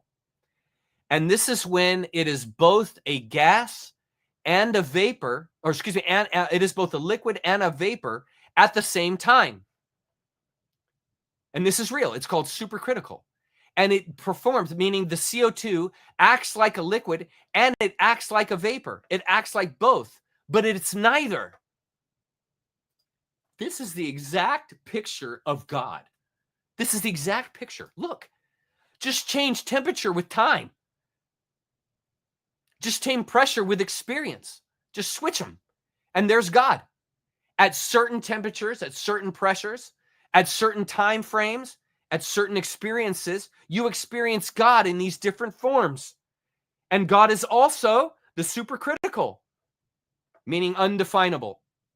And we see this right here in the material elements, in the elements here on this planet, namely CO2. You can see it. Just like God, it has a state that can't be defined, supercritical. That is all the other states at once. But then it also has a liquid state. It also has a vapor state. It also has a solid state. It's all the same thing, but it has all these different states. And it's the same thing with God. It has all these different states. It's all of them and none of them simultaneously. It's past words. It's past definition. And when you can approach this idea, what is happening is you're approaching in faith because you can't define it. And so you simply acknowledge it through faith, meaning I can't give a reason for it. I can't give evidence of it, essentially, finally. I can't describe it, finally. I can't put it in a book. But I know it's there through faith. I see the patterns that it renders. I see the animation that it brings to me and to nature. And it is through that faith that I see it. But none of that can be finally described. You can talk about it, you can give influence to it, but you cannot finally define it. That's why any religion can only take you so far. It can only take you so far. Because a religion is defined. It's a belief system. It's a word system. You see? And if you want to identify yourself and God, you will have to move past word systems, belief systems, absolute systems. Because right here, it'll show you, just in the same way CO2 is an absolute, it changes its different phases. Same thing with God. It is both absolute and changing phases. You can't fully comprehend it. It's a faith thing. It's a faith thing, and it has nothing to do with belief. It has everything to do with experience and what your third eye chakra sees, which is, again, off the map in past words. But you got it. You have the tools. You have the essences. You have the sensorium necessary to approach in this way, to have that faith, because you are set up for it. Your body is set up to experience and realize that higher principle right here, right now in the material experience, the impossibility, the chemical wedding. Bang. Couldn't say it better. Here we are. The eternal parent was wrapped in the sleep of the cosmic night. This is the induction to the first aphorism. Light there was not, for the flame of spirit was not yet rekindled. This is before material matter. Time there was not, for change had not rebegun. Things were not, for form had not represented itself. Action there was not, for there were no things to act. The pairs of opposites were not, for there were no things to manifest polarity, duality, the illusion. The eternal parent, causeless, indivisible, changeless, infinite, rested in unconscious, dreamless sleep.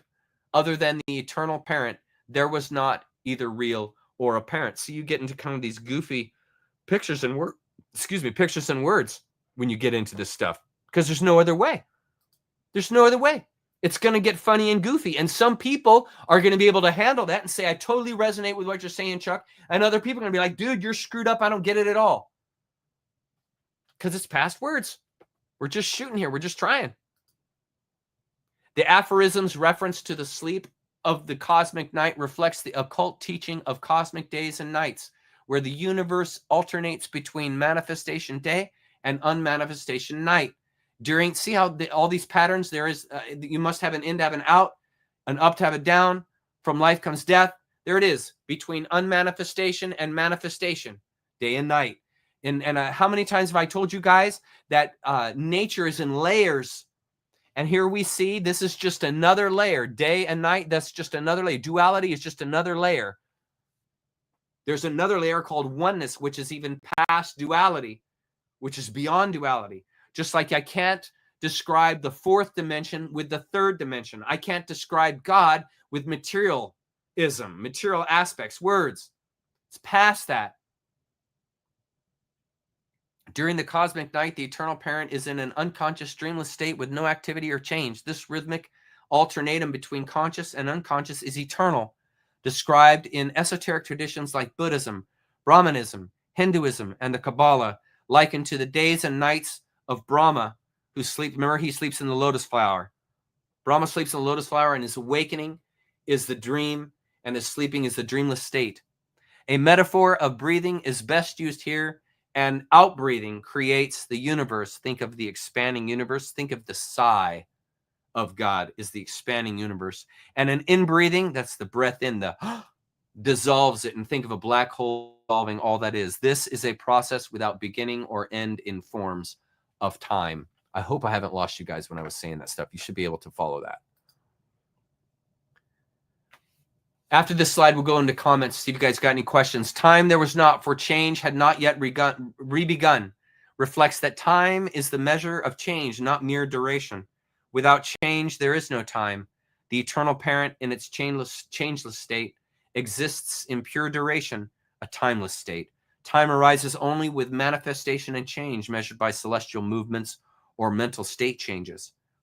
Things there were not, for form had not represented itself, indicates that the unmanifest eternal parent lacks form, qualities, or attributes, as we've talked about. A thing requires form and distinguishable qualities. The infinite unmanifest cannot be a thing, but holds the potential for infinite manifestations. Isn't that key? That is the monad, the potential for infinite manifestations. It transcends specific qualities or their opposites, possessing only the infinite possibility of manifestation. Let me get through these last quotes here. Action there was not, for there were no things to act, follows logically, as action requires things in change. The eternal parent is not powerless, but exists in a state of infinite motion, so absolute it appears as rest compared to relative motion. The sky renders this. The pairs of opposites there were not, for there were no things to manifest polarity. Refers to the philosophical principle that all qualities have opposites, hot, cold, large, small, in, out. In the unmanifest state, no qualities or opposites exist, as polarity requires manifestation. The term infinite is not an opposite to finite, but denotes the absence of limitation, reinforcing the transcendent characteristic of the eternal parent. How great is that, guys? Come on. This is awesome stuff. Okay, let's go and see if you guys have any comments. Let's go to the bottom. I'll go to the beginning. Oh, there's some all caps here I saw in there. Yeah, I agree with that, Gretchen. Right on. Right on.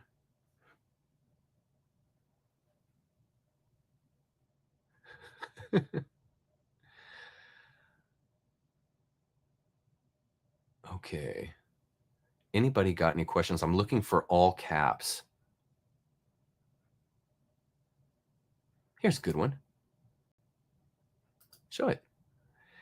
Madame Butterfly, what a beautiful name. Do you feel like the law of one channeled works align with Rosicrucian beliefs? Rosicrucianism is a philosophy. There's not hardcore beliefs in Rosicrucianism. They have opinions just like you have opinions, but I don't know if you're like me, but opinions are subscriptions. And Rosicrucianism is, I consider it similarly in that it subscribes to some particular views, but that doesn't mean you have to believe them. It's an idea. It's like a magazine subscription, and handing you a magazine is like, do you want to read it? And you can say, yeah, I do. And I want a subscription, or no, I don't. I don't want anything to do with it. You toss it aside. Rosicrucianism is the same way. It's not trying to get you to believe it. It's attempting to show you a philosophy so that you think for yourself. But it's not trying to collect you. It's not trying to gather you. That's why Rosicrucianism really isn't formalized. It's really not, there wouldn't be like churches of Rosicrucianism. And if there are, they've missed the point. They've missed the point because it's a philosophy. It's like Buddhism. It's a conversation. It's entering you into a conversation of philosophy so that you yourself grow. And how are you going to grow if your mind is consumed, if your mind is filled with religion, with beliefs? You're going to grow subscribing to life, observing life, but not holding life, clutching life and saying, okay, I believe this about life, so now life has to be this way. That isn't the way to find understanding. You find understanding through relativism, what is relative to your experience and relative to your awareness. That's why if I go to a physics class that's like 5th or 6th year physics, I'll be lost. I'll be totally lost. The concepts are too great. I have to start at a smaller point. I have to start at an easier point. It's like algebra. Got to start at the very beginning, and then you make the equations more and more complicated as you go. And it's the same exact concept for your spirituality. You start small, an adolescent, thinking that you're a sinner, thinking you got to believe a certain God, thinking that the world is doomed, thinking that Satan is trying to eat you, right? And so you start off at baby steps. You start off at that first rung. And eventually you figure out, now, wait a minute, if I believe that, then I'm going to be a sinner until the day I die. Well, that's not healthy. My consciousness, my identity should expand. I'm not to stay believing that stuff my whole life like I did as a child. I'm to grow. And so you leave those beliefs and you integrate more and more philosophy as you mature. And that typically begins right around puberty, which is why all these psychopaths are trying to abuse these kids before they've reached puberty, because there's a chemical shift that happens in your body at puberty that aligns you, that sets a new vector for you so that you become an adult. And it's if your mind responds to that you actually become an adult. But all your chemical olfactory is there, ready to go. It's ready to grow. It's ready to think for itself. But see, your mind gets in the way when it's caught up in klesha, when it's caught up in the illusions of the world, the maya, that keep you from seeing the larger world that you're in and keep you stuck inside the prison camp, namely whatever religion you're in, whatever belief system you've given yourself to, assigned yourself up for. You see, and the whole idea is to leave that space. Holy smokes, dude. Thank you so much, Mickey. Your work on the chart you are describing is impressive, and I appreciate the description. Hey, man, dude, you're welcome, bro. Seriously, glad to do it. I worked really hard on it this week, and I'm glad that you see it. Okay. I agree with you, Esoteric 369. Absolutely, they exist. Many are suffering. I am ready for the flip. I am ready for the flip. Okay, what is going on here, Mina Lua? What is this about? Yes, so yes, this is a Nazi. What are you talking about? Nazi simple. What? What are you talking about? No, dude, we are not Nazi sympathizers. What are you talking about? That is weird. I don't know where that is coming from. I really don't understand what that's about.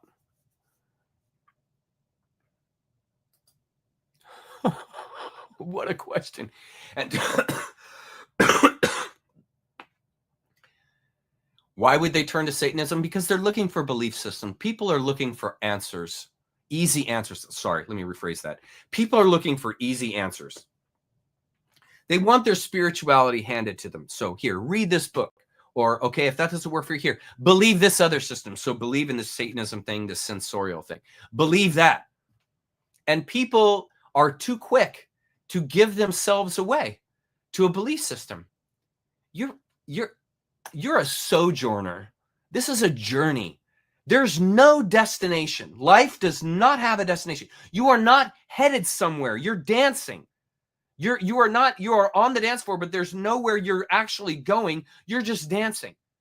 And all of nature is a field of opportunity. And you are dancing in that field. It's your problem if you get caught up in something. It's your problem if you completely sell yourself out to something. That's not the work of nature. Nature is just presenting this form of God to you, with you as one also. And it's saying, hey, what do you think? What do you experience? What do you see? What resonates with you? If you find something that resonates you, guess what's going to happen? God tier. For instance, you find an instrument that speaks to you. You find an author that speaks to you. Man, you're going to dive into that, aren't you? And you're going to try to exhaust everything it can bring to you because you're a resonating body. And that book, that music or whatever resonates you, enlivens you. Think of what happens when you listen to music you like. You can't stop moving. That's the way I am. I can't stop moving when I hear music that I really love. Oh my God. Like, you're tapping your finger, you're moving your hand, you're beating your head like this, whatever the case may be, you are into it. It's resonating you. You are vibrating, you see? And so there are people that are satisfied with low vibration, meaning a certain religion, a certain belief system, a certain way, and that's good enough for them. They don't want to resonate outside of that box, and so they stay there. But see, the gold is when you realize there's so much more world outside that box. There's so much more world for me. And I have to leave the box, right? It's a choice. You have to leave it. You see? What's this? Big Chungus. Hey, Chuck. Just wanted to thank you for your work. You've changed my perspective and given me the lens I needed to see. Thank you so much, man. That is beautiful. Thank you for sharing that, Big. Yeah, that just makes my day. Thank you so much. Okay, we're small caps. No, that sounds interesting. Have you ever read The Tao of Pooh? Like Pooh Bear? Thank you for that. Thank you for that, Laura. The T, is there a missing letter there? The T-E of Piglet by Benjamin Hoff. No, but you've gotten me interested in reading that because that sounds really interesting. Where's a pen? I want to write that down. I didn't bring out a pen. Well, let's see. The Tao of Pooh. I'm not going to forget that. Let's go with that. Hero's Journey. Yes. I'm a big subscriber to the Hero's Journey. Yes. I'm a big subscriber. Leave the cult. Right on, Wade. Leave the cult. Okay. Chuck King Gerbo. What?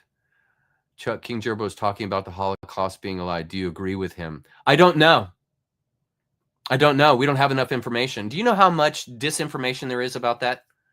Do you know how much disinformation there is? If you took a calculation, and I don't have an opinion on it. I just look at the history.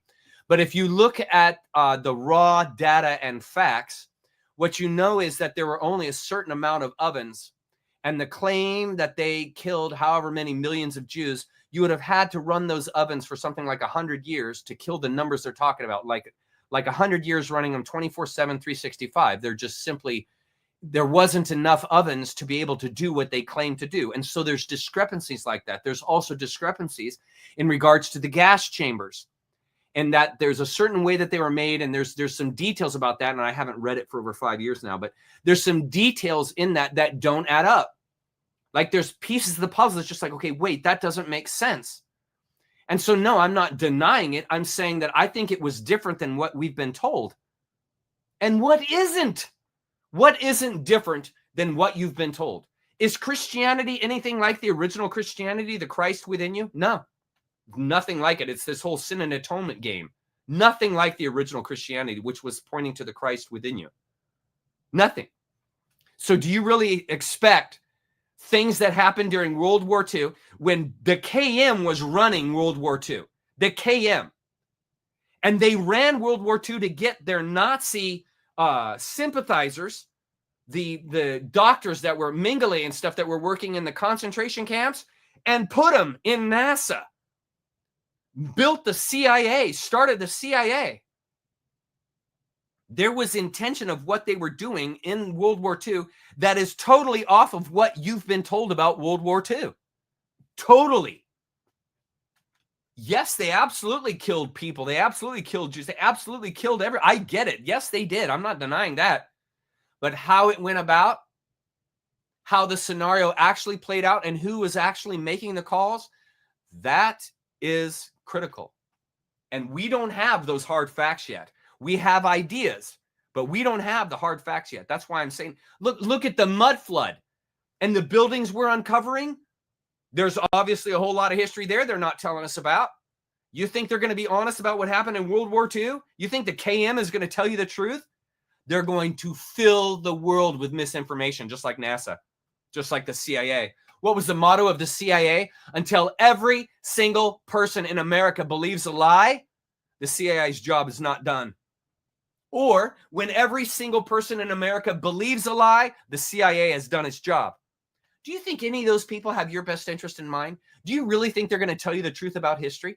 Do you think the history professors at the universities really know the true history? Or are they just being spoon-fed by the KM who run the schools, who run the medical institutions? Open your eyes and realize the world is not as you've been told. History is not as you've been told. It is not. We very well may be in a much younger world than we've been told, or a much different world than we've been told as regards to history. I think we are. I think the mud floods covered up quite a bit. Dude, they've got buildings that have been built on top of other buildings.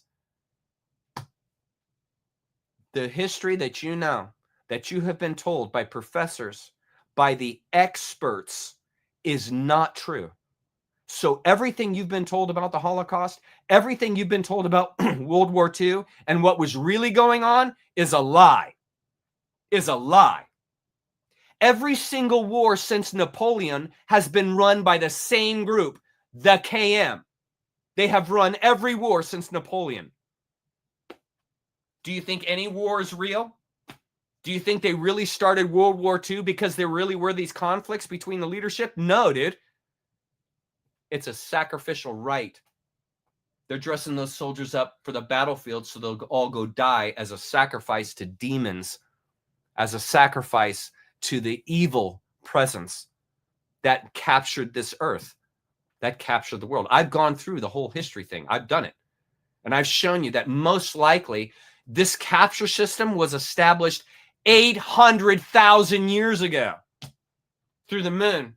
And I've walked through that, and I've shown you evidence of that. I've shown you that stuff in my videos. I've shown that stuff to you guys.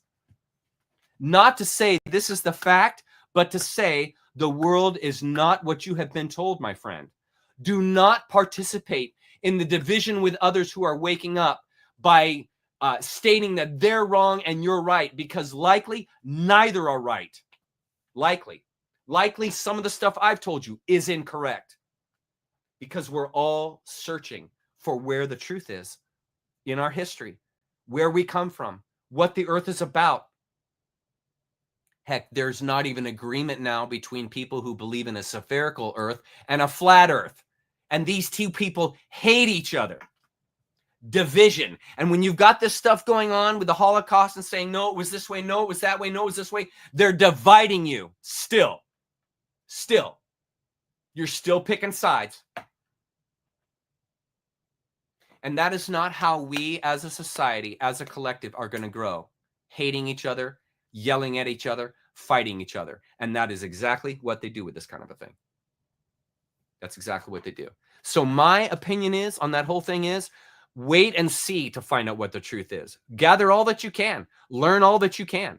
But nobody knows the final truth. Nobody but the stuff that's all hidden in the records, like the Vatican archive that has all the truth in regards to spirituality. The only people that know that truth are people that are in the Vatican. And even some popes can't even get to some portions of the Vatican library. So even those that are running the show, that are in that family, don't know. So for someone to come here or come anywhere and say, no, the Holocaust killed this many people, or no, the Holocaust didn't exist, or no, the Holocaust did exist, and all this kind of a thing, you're picking sides, man. Dividing out the tribe. Don't do that. Don't do that. Have an opinion, absolutely. Have thoughts about it, absolutely. Absolutely. But don't cling. Don't clutch. Don't embrace finality. You don't know enough to do that. You're a fool if you do that. A fool. It's like the person who thinks that the voting system is fair. You're a fool. No, it's not. It's totally corrupted. What is the media telling you? Oh, it's totally good. It's legitimate. It's the most efficacious election we've ever had. Lies, lies, lies, lies, lies. All of it, lies. Don't let them capture you. Don't let them capture you. I do want you guys. I do want you, Ginger, but I don't want you feeling like you have to stay here. I didn't say that I didn't want you guys in the sense of I want you out. I said it in the sense of don't feel obligated to stay. Stay only as long as I am bringing you light. But when I stop bringing you light, if what I am saying doesn't live in and bring light to you, then spend your time elsewhere. We're here to grow, not follow. We're here to grow. So I am just a signpost along your journey. And sure, take the exit. Hear me out for a while. See what I've got to say. Find out my opinions. See what I think about things. And then decide for yourself, okay, I'm going to stay because, Chuck, I really resonate with this guy. It's awesome. And what he says really resonates with me, and it's great, and I'm going to hang out. Great. Stay. I love having you here. I love chat. I mean, you guys are here. I get to engage in chat because of you guys. But don't stay because you feel like I've got all the answers, because I don't. I don't have all the answers. And don't integrate everything I tell you, because some of what I tell you might not be true, because I don't even know it's not true. I'm just doing my best, just like you. Just like you. You see? So yeah, I hope that makes it clear. See, cat kiss, there we go. 20 million killed by Nazis, maybe. I do believe that there were concentration camps, absolutely. I do believe they were murdering Jews, absolutely. Absolutely. And I believe there were communist socialists. Absolutely. I just don't know the numbers. Nobody knows the numbers. You think it's 20 million? Okay. But nobody knows the numbers. Thank you, Esoteric. I appreciate that love.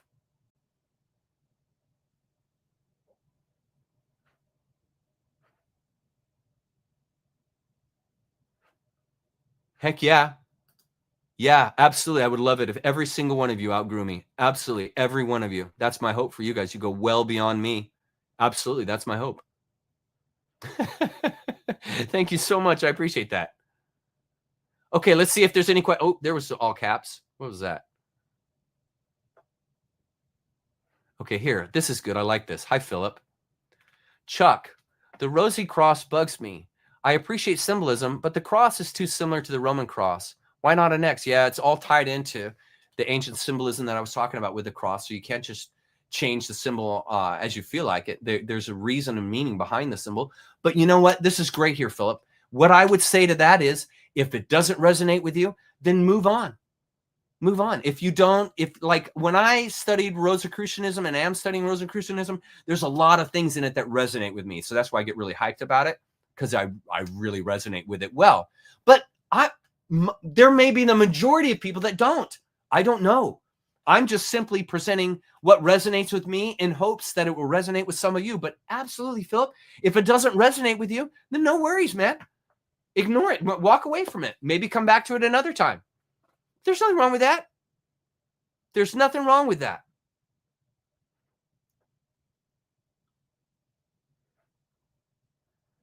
Okay, probably should get back to going here. Oh my goodness, it is 7:30. Holy smokes. That is incredible. It has been 2.5 hours. What? Okay, so we're not going to finish.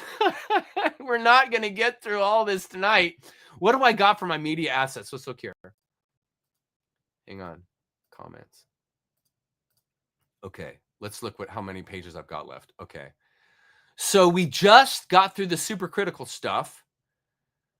So shoot. Okay. Let's get through the eternal parent. Read all that. I read that.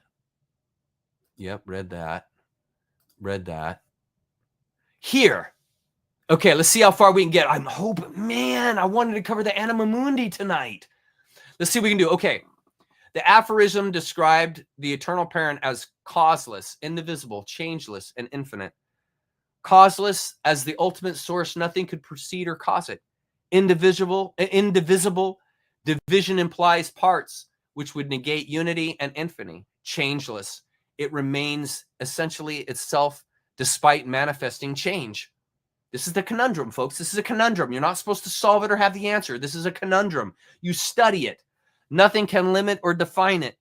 It rests in unconscious, dreamless sleep, a state of superconsciousness transcending ordinary consciousness, not inferior to it. Just like any one of these aspects of CO2 is not inferior to the other. It's just different expressions.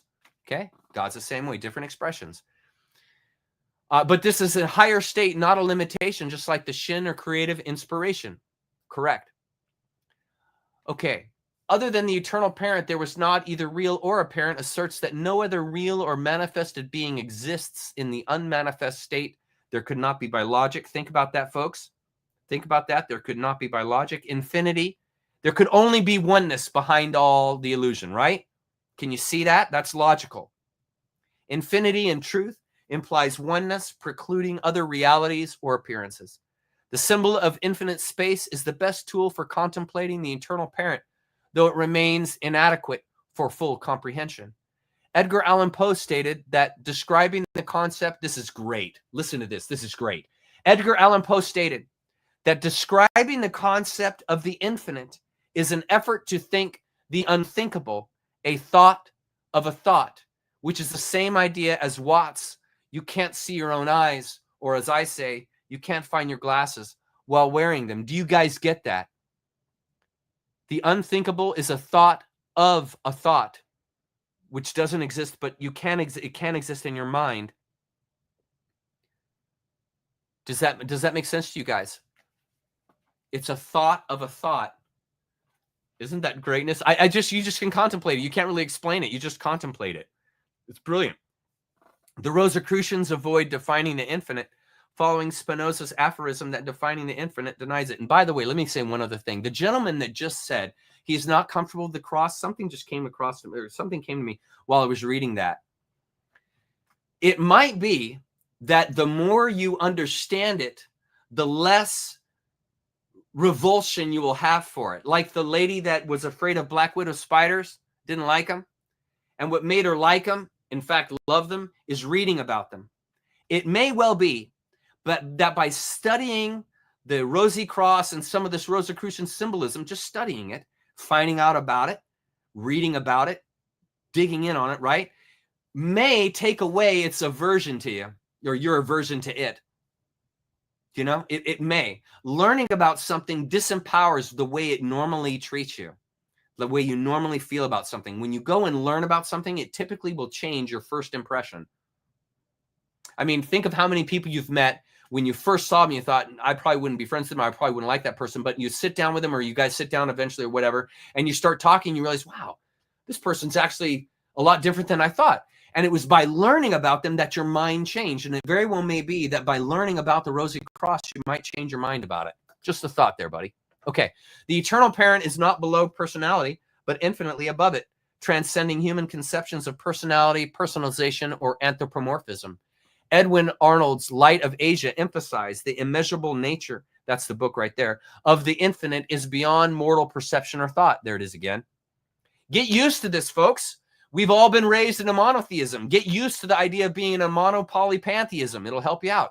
The infinite unmanifest is an endless sea of pure density, spirit, calm, equilibrium, and transparency, representing allness, absolute reality, rather than nothingness. Easy to see here that Gnosticism emphasized matter as impurity rather than manifested purity. You guys ever thought about that? That is a great line. I thought of that while I was putting all this together. Easy to see here that Gnosticism emphasized matter as impurity. Remember how Gnosticism thinks that? They think that the entire universe, that everything created is the demiurge, is a creation of the demiurge. Now, how does that sit with you? Does that resonate? That doesn't resonate with me. That doesn't resonate with me. It is an outpouring. It resonates with me in this way. It is an outpouring of purity, of manifested purity. Is nature not perfect? You ever seen a cloud that's wrong? You ever seen a landscape that's wrong? You ever seen a storm that's wrong? You ever seen colors that are wrong, meaning just the raw color in and of itself? You see, these are natural things. You ever seen a lion that's wrong? Is a lion wrong for eating the gazelle? Is that wrong? You see? And so when you see it in this other way of manifested perfection, manifested purity, namely yourself also, what then changes? Your perspective.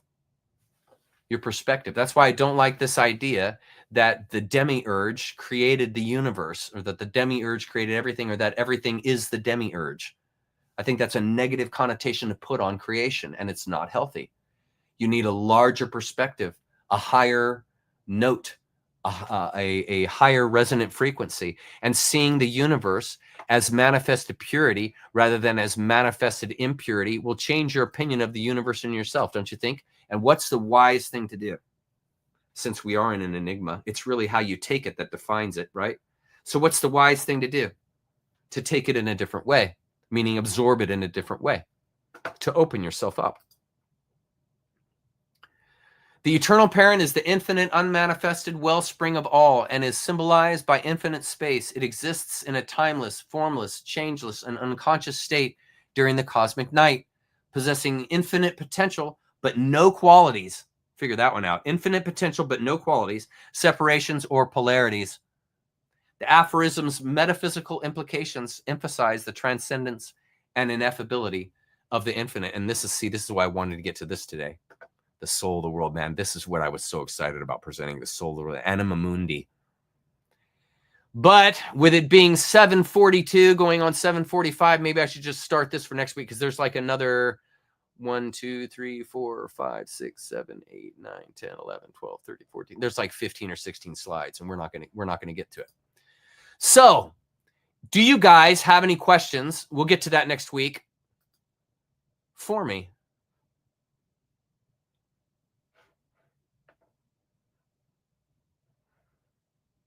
This is interesting. I don't understand the symbolism of the Baphomet properly. Sorry. Maybe Electric Monkey, you could make a video and you could explain it to us, since I don't understand. As far as I knew, though, the Baphomet was an androgyne, has breasts, and it has the hooves of a goat. And it, man, it's been so long since I've studied it. And it represents dualism and the worship of dualism in the sensorial world. That's kind of some of the stuff I've learned about. I don't know, it means a lot more than that. But yeah, maybe you could do a video, Electric Monkey, and you could teach all of us, which would be great. I'm under mind control. Okay. It's okay, Electromagnet. You're welcome to have your opinion, buddy. That's no problem. Thank you very much. I appreciate that, Lancelot. Do you guys got any questions? Ignorance. We are being used as weapons for the system through ignorance. That's how. That's how. There are many descriptions for it, Calvin. And some people have really strong opinions and they think that they're right, and it's okay. But some people think that they're the end all be all. And right there, you can kind of know what the opinion is going to be coming out of a person like that. But, you know, everybody do their thing. Here. I want to talk to this person. Hi, Natu. As someone who was forced to take the jab as a minor and truthfully uneducated to all this, how do you suggest I deal with the overwhelming? Oh, man, don't feel shame and guilt. By the way, you are truly amazing. Love your work. Thank you, dude. Please don't feel shame and guilt. Please. That will stifle you and stop your progression. The best thing you can do is detox. There are ways of detoxing, removing some of these metals from your body. There are ways of doing that. And if you engage some of these folks that are on the internet, and man, calling up all their names instantly is difficult. But there are people. I know that Cliff High has a way that he removes the metals from the body. There's another really, really great doctor that's been in it from the beginning. What is his name? He is really good and he is really helpful. And he has developed some over-the-counter natural medicines that people can take that remove the metals from the body. The way you can conquer feeling shame and guilt and stuff, that educate yourself, find out why it happened, find out what's in them, and then take measures to then heal yourself from them. You absolutely can. It's just going to take some work. It's going to take some serious work, but you can. You just have to work at it. It's not going to be something where you just pop a pill and you're all good. It's a whole approach. And so it's important that to overcome your shame and guilt, you take that on you yourself by educating yourself. And listen, I grew up in the 70s. I got all the vaccinations. I gave vaccinations to my kids when they were born in the late 90s, early and mid and late 90s. And I'm totally ashamed of that too. I allowed not the jab from the 2020, but the old vaccinations that they were getting. Let's see, this was 1994 and 1998 were when my kids were born. And back then, it wasn't like it is now, but it definitely harmed them, just like vaccines harmed me. I had a polio vaccine that twisted the lower back. I still have a bad back from it. And, you know, my parents loved me. They didn't intend for that to hurt me. And I'm sure if you were a kid, your parents loved you and they didn't intend to hurt you. It's just simply a matter of learning. And it's okay to not know, but it's important to go out and know, to go out and learn. Don't remain ignorant, because the ignorance is going to potentiate the shame and guilt. Educating, knowledge, wisdom is going to free you from that. So please don't shame yourself. Please don't should yourself. Don't do that. That's important. You can, if he continues, you can nix him. There's just no, I don't know what to do, actually. I'd say just leave him for now. And let's see what happens. There's nothing wrong with having a different opinion than me. I don't have to be right. There's nothing wrong with that. Are you going to go over the Comte of Saint Germain? He was reputed to be a Rosicrucian. I am not going to be covering all the individuals and all that happened with Rosicrucianism. It's too much. I decided that early on, because there are a lot of characters. And so I decided to focus in on the actual teachings of the system, of the philosophy. That's what I decided to do. I didn't want to go down into all these different lives because, dude, it will turn into a 5-month ordeal. And I just really wanted to cover really well the belief, the grounding systems of this philosophy that Rosicrucianism engenders or utilizes. Okay, do you guys have any question? Raise your mind. Open your mind and become aware. Free will come out of you. What do you think about talking with the dead? It's real. Yeah, it's real. I don't think it's a good idea, just like I don't think it's a good idea to play with a Ouija board, but it's real. They work. There's no doubt about it. Yes. Yes, Thomas. Yes. Yes, this is change. It's just like your brain. It's just like your brain. I mean, society has programmed most people's brains. And so there's going to be pushback when someone talks a language like with this gentleman here, Electric Monkey. He has a very strong opinion about some of the stuff that he believes. And he thinks that people who think and believe different are wrong and they're idiots or they're stupid or whatever the case may be. It's a really bad approach to this. There's nothing wrong with having opinions. There's nothing wrong with thinking certain ways about things. But what's messed up is when you show up and you just start degrading everybody that doesn't think like you. I mean, that's a narcissist defined. And you don't want to behave like that in this world.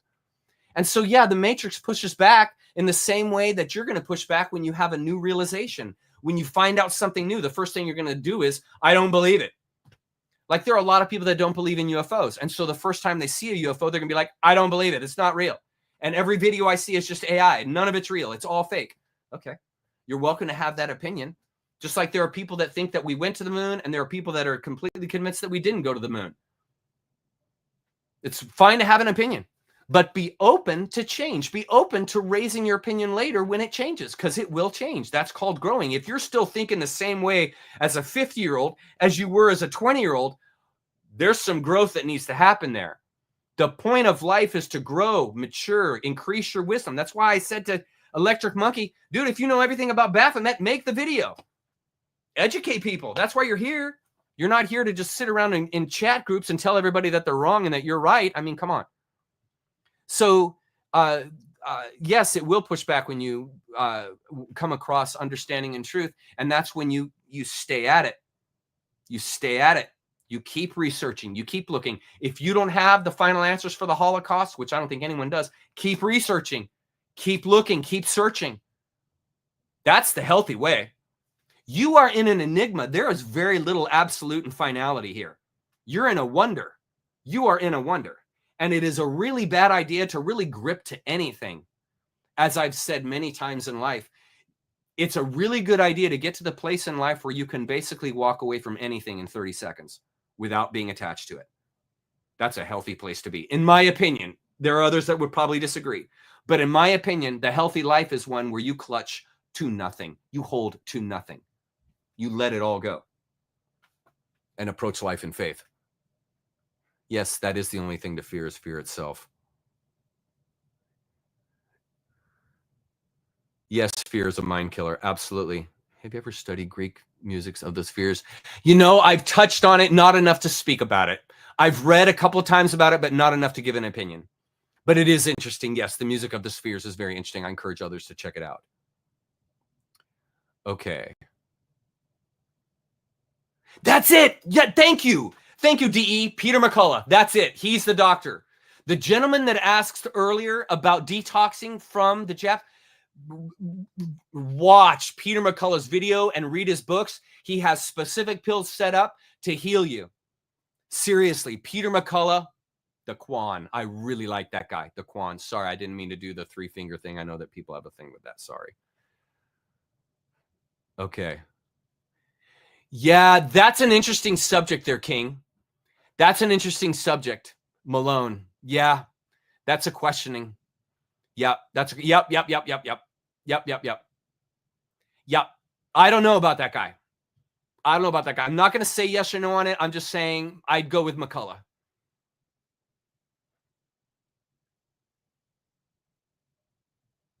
Okay, here. What is this? When you say, Thang Dang, when you say remove the mental from the body, what is the reason? I missed that part. Anything to do with the pineal gland. Okay. The mental meaning the programming. The mental meaning what has been put into your head by authorities. The mental meaning the detritus that you were raised in. Because we were all, listen, we all grew up much earlier than this Great Awakening, meaning that the concrescence that's coming right now, that's happening right now, we were far from that. We were 20, 30, 40 years from that. Excuse me. And so the idea is to deprogram yourself, erase the hard drive of all the programs that were put into you in thinking about this happened in history and that happened in history, and this is the correct belief system and that's the wrong belief system, and this is the way this is and this is the way that is. Okay, there's nothing wrong with that happening as you grow up. That's part of growing up. You're going to hear things, see things, and all that kind of thing. and you're gonna develop opinions. Nothing wrong with that. But see, you got to move out of that mind state and into the adult mind state. You've got to leave the adolescent perspective. This idea that was put into you by others, and build on ideas and concepts that actually cause you to resonate, not are just put into you, but actually bring about resonation in and of themselves. Stuff that is just the juice that makes you dance mentally. And so, no, not removing the reason, not emptying your brain in the sense of lobotomy, not that, but in the sense of removing the programs, the menticides, the poisons that were put into you. And we all grew up in lies. Nobody escaped it. Nobody escaped it. We all grew up in lies. Every one of us, and every single one of us has work to do, including myself. Every single one of us has more growth to experience, including myself. I am not some kind of special guru, some special thing. I am in the trenches just like you. I'm experiencing life and pain just like you. I go through life just like you. I'm not walking 2 feet above the ground. I don't think I'm something on a stick. I respect other people's opinions. I might disagree with them, but I totally respect that people have opinions, and most likely they won't agree with me. And that's fine. Just don't be ugly about it. Just don't be mean about it. There's no reason for that. Here, this is really good. Hi, Esoteric 369. Chuck, do you think the third, fourth dimensions are timelines running parallel? There's no such thing as time outside of duality, just so you know. Running parallel right now, which might explain what seems like energy overload times. I don't think it's a line. I don't think this third dimension is an illusion. It's an illusion of time so that we have experience, but it is not the thing. There's nothing wrong with experiencing it. There's nothing wrong with learning about it. There's nothing wrong with coalescing with it. That's great. But it's not the final thing. And other lines, or I should say other spheres, are not attached to this one. Time is a dualistic thing. It doesn't exist. It's a dualistic thing. Matter is a dualistic thing. It doesn't really exist. If you ever notice, if you get closer and closer and closer to something, the atoms get further and further and further apart the closer you get. So no matter how good your magnification is, eventually you get to more space and more space and more space. And it's the same thing with the universe. And I showed you with an example earlier. The more you look into it, the deeper, remember the deep field picture, the deeper you look into it, the more universe you find. More universe you find. And so this dimension is unlimited in the sense of duality, but it is extremely limited in the sense of what it shows you of the other spheres. It will give you pictures. It will show you little ideas of the other spheres, of the other dimensions. You'll see it. Namely, you have a soul. You know, that's outside of the dualistic realm. The soul is beyond. It's the manifestation of God in the dualistic principle, you know, but it's not the final thing. And this third dimension, this dimension of illusion and duality, is not the final thing. It's a part of, and it just so happens to have time as one of its mitigating factors. But time doesn't exist outside of this dimension. It's just in this third, smaller dimension. But time ceases to exist, fourth, fifth, sixth, seventh, as you go outside the dimensions. In my opinion. I might be totally wrong, but in my opinion. Yes, it does. Coffee enemas. Let me tell you something. Coffee enemas using Celtic salt puts, I think it's something like 6 different types of magnesium in your body. And it puts all kinds of minerals that you need for health. Believe it or not, can be administered through the coffee enema with Celtic salt and some borax. I go over that in my detox video. I have a light blue colored video that meaning the outside of is the way to detox, and it's light blue color with white writing. And I talk about all that in there. Yes, they will. Yes, they will. Not everybody believes in med beds, and that's okay.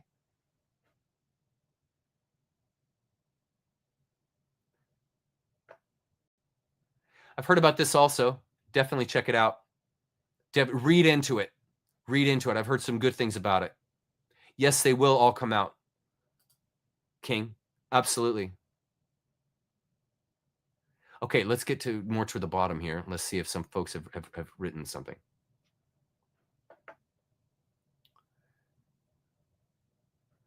What about the Hindu cycles of Kali and Dwapara? That's an interesting. Yeah, I think that's all part of, I went over that in some of my God Eaters video and also in my nature video, in that you have these different, I think they're called kalpas of Hinduism, and these are frames of time that we pass through. That very well may be real. When you look at the, do I still have the,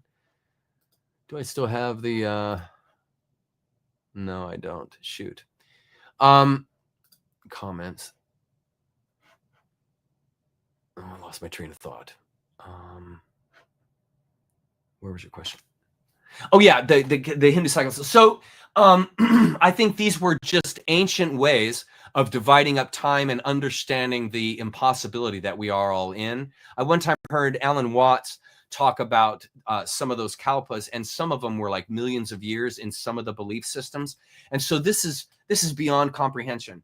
You can't comprehend a million years. I mean, that is beyond comprehensibility. And so these were just help to help build a frame of the impossibility, not something that you could actually cognize in your mind. Because when someone says that some phase of time lasts for 2 million years, there's no way you can get your head around that. Okay, so it's not for that, but it's to represent, it's to give you a picture of the larger world that you're in, that is past this dualistic world. In my opinion, that's what they're for.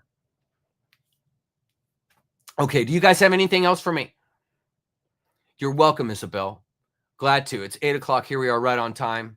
You're welcome. Yes, there is, Cat Kiss. And the best way to describe that is the black hole. The black hole is pure chaos. It's beyond physics, everything, and it destroys everything. But what does it do? It organizes the galaxy. So it both destroys everything that enters it, but it also organizes the galaxy. I mean, there's a giant black hole in the middle of the Milky Way that we're spinning around, making our way to it. So yeah, that's beautiful, Cat Kiss. That's exactly right. Yeah. Thank you so much. Awesome. I'm so glad to hear it.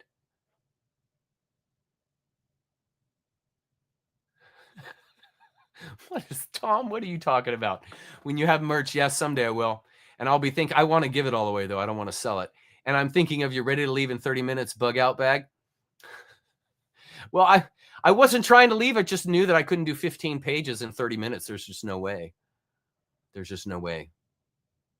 Yeah, see Electric Monkey's coming around. Yeah, you're getting it. Right on. It's not just about Baphomet. How you?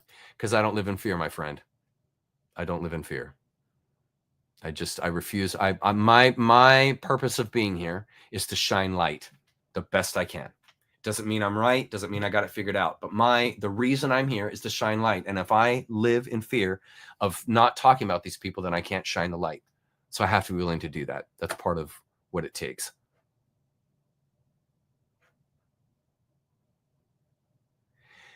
This is interesting here. Odvar is believing in the story of Jesus-like character sacrificing himself for the sins of the people, a Satan concept, or has satanizing corrupted the ancient story. I'm sorry to tell you it has corrupted it. I'm sorry to tell you that that's going to be disillusioning and that's going to anger a lot of people. But in my opinion, yes, religion comes out of the Saturn worshipers, the KM. Yes.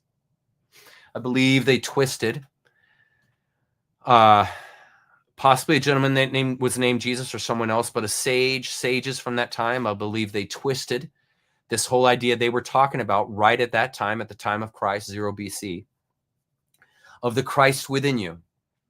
And that's the anima mundi. That's the effervescence. That's the animating principle that is inside of you, the Christ that is within you, the Christ consciousness. We tune into consciousness. We don't carry consciousness in the head. We tune into it. The brain is an antenna, okay? We tune into it.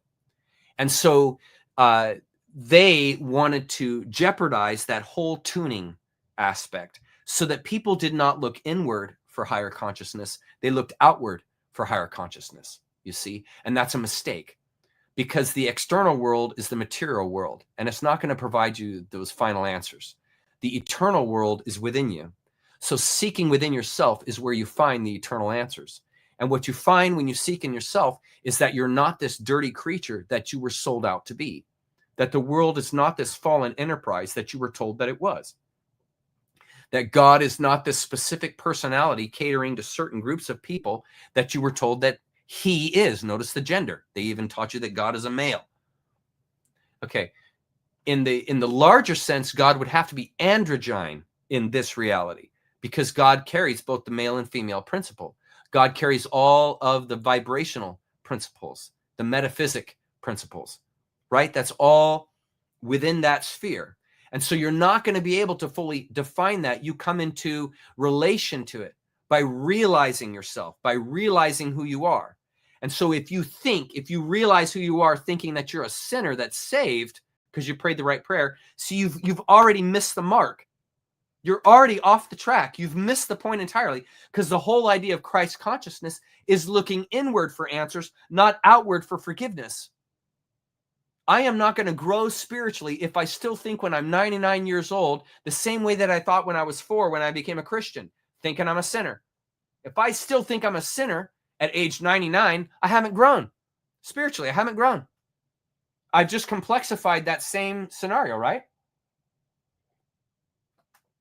And the whole idea of life is to grow, expand, consciousness expansion. And so when I look inward to Christ consciousness, I expand my consciousness, because the only thing I can know and the only knowledge I can attain is my own experience.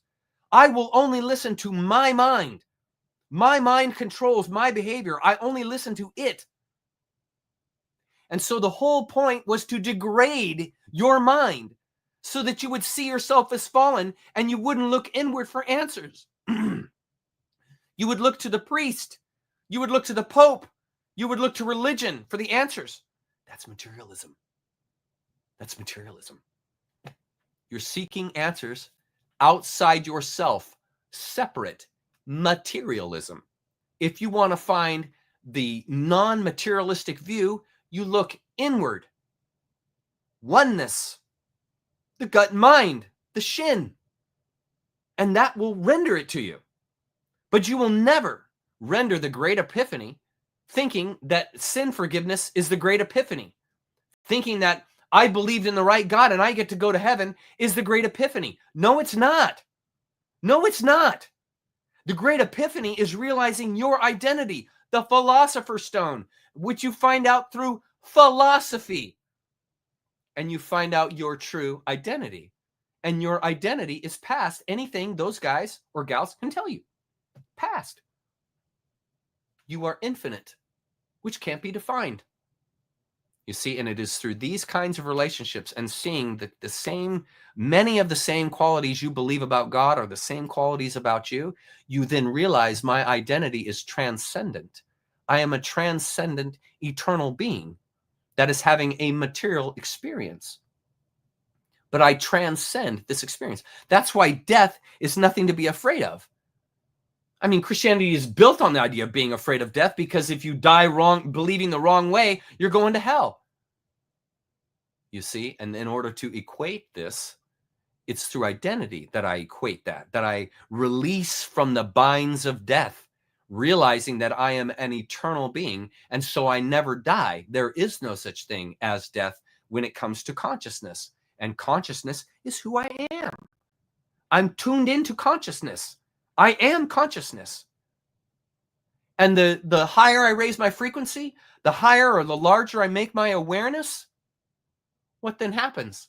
I transcend the dualistic world of death, the dualistic world of fear, the dualistic world of wanting, needing, ego-oriented ideas. I transcend that because I don't identify through egotistical ideas, namely narcissism, namely words.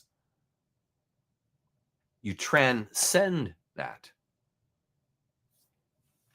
You see? And so they never wanted you. They've made up these stories about these gurus to guilt trip people into believing the way that they say. Fear. How did they get people to take the jabs? Fear. How do you get people to believe in one religion? Fear. Get them to be afraid of everything else. It works. And that's why they do it. You're welcome, Amberine. You're welcome. It's my honor. I hope that's to me, Ovi. I'll never forget you, buddy. If I ever go to Australia, I'm going to look you up, man. I'm going to find you. I'm going to find you, and I'm going to meet you someday. I'm going to get to Australia. It's one of my life goals. Yes, I do. I love living here. It is the most beautiful place. That's why I wish folks had gone to the event that I had, because it was so beautiful. I mean, the day, it was like 67 degrees, sunny with puffy clouds. It was incredible. It's incredible. It's okay. You don't have to believe about electric money. It's okay. It's okay. You don't have to believe it. It's okay. It's okay. I try, I promise. I try, I promise. I try, I promise. You guys got any questions? Good night, Ginger. Good night. Thank you for being here. I probably should cut it off. Yeah, we're a little after 8. I probably should cut this off. We got one last one I'll take. One last one. What's this, Philip? Hey, Philip. The vibe is always moving forward. Sin cannot be recorded as time moves on, and the ripples from the pebble of sin eventually diminish. There's nothing to pay for. Here's a concept to try out tonight, Philip, as you go to bed. Try this idea out. There's no such thing as sin. No such thing. Mistakes we make are simply moving to a higher and higher consciousness, because how am I going to move to a higher consciousness unless I make mistakes? So there's no such thing as sin. There's nothing to resolve. There's nothing to fix. There's nothing to forgive. Mistakes are part and parcel of life in the same way black holes are part and parcel of the universe. And black holes destroy. Sin destroys your life, or misbehavior destroys your life, destroys your relationships. So it's there. It's there, not in the sense of sin, meaning you got to atone for it, but in the sense of misbehavior is there. That is part of being a human. You're going to make mistakes. You're going to. That's part of the perfection. That's part of it. It's called wholeness, holism. And holism includes all the black and all the white. It's all there. There's not more good than bad or more bad than good. Those are lies. And they're trying to get you to pick a side. They're trying to get you to be convinced that one side wins over the other. It's not conflict. We are not oriented to conflict. If you look at my video about conflict-oriented religions, I explain that to you. And we'll close out with my little video that I made so that you guys can see some of the other videos that I've done, so that you can check out some of my other work. Okay, you are so kind to me. Thank you. You are very kind for me to say that. Thank you. I really appreciate it. Thank you. I love you guys. I'm gonna close things off now with the video that I started with. It shows some of my videos. So in case you haven't been able to see or don't know that I've been doing videos for over 5-6 years now, you can check out some of my work. And it aligns right along with the same philosophy, candor, the whole approach that I use now. It really hasn't changed. I'm saying basically the same things that I was saying about 5 years ago, for sure. Probably so, Bill. I'll see you guys next time. Let's get my little video going here, and I will see you next week. And we will begin, just so you guys know, we'll begin with the Anima Mundi. We didn't get through it. So we're going to start here next week, the soul of the world. And then what I'm going to do, since this is going to be different now, since we didn't get through the soul of the world, I'll go ahead and cover the universal androgyne next week. So we'll do the soul of the world and the universal androgyne next week. Yeah? You're welcome, Isabel. You're welcome. Absolutely. Cheers, Calvin. Cheers, buddy. Love and hugs to you, King. Thank you so much for your help today. Sorry it was a tough night, but that's part of it. We will live to see another day. Thank you, sir. I really appreciate it. Love you guys so much, man. I really want the best for you guys. Okay, I'm out of here. Let me get this off. I'll see you guys later. Bye-bye.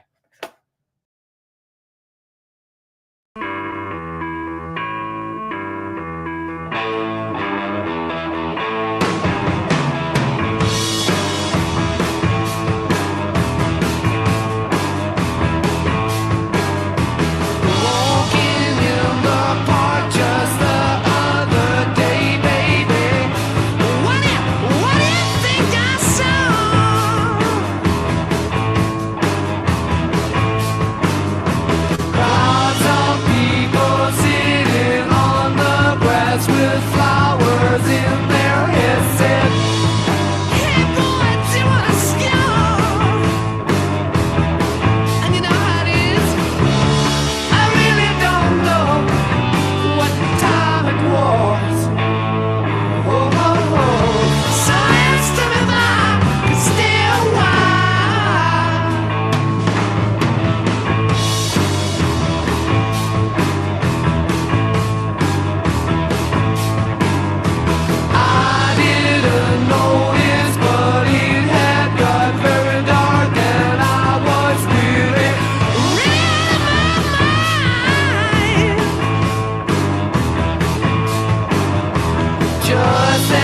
policeman stepped up to me as the said these hey would be kept. Oh, get in line, get in line. Well, you know, they asked us to stay for tea and have some fun. Oh, oh, oh. He said that his friends will all drop by. Ooh.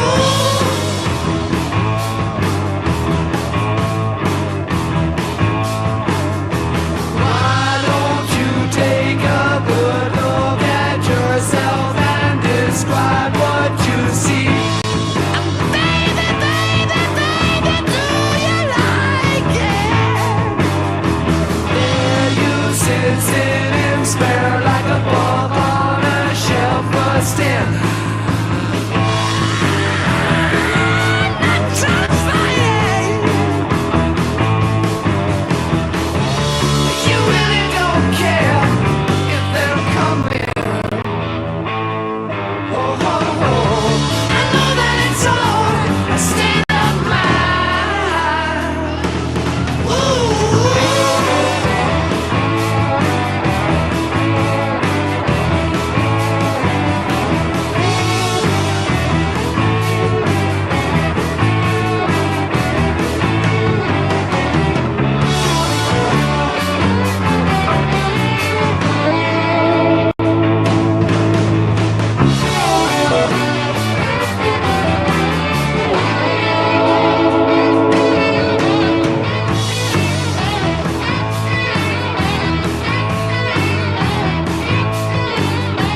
If you go down in the streets today, baby, you better open your eyes. Whoa, yeah. Fall down there, really don't care, really don't care, don't care, really don't. Which way the pressure lies. So I decided what I'm gonna do now.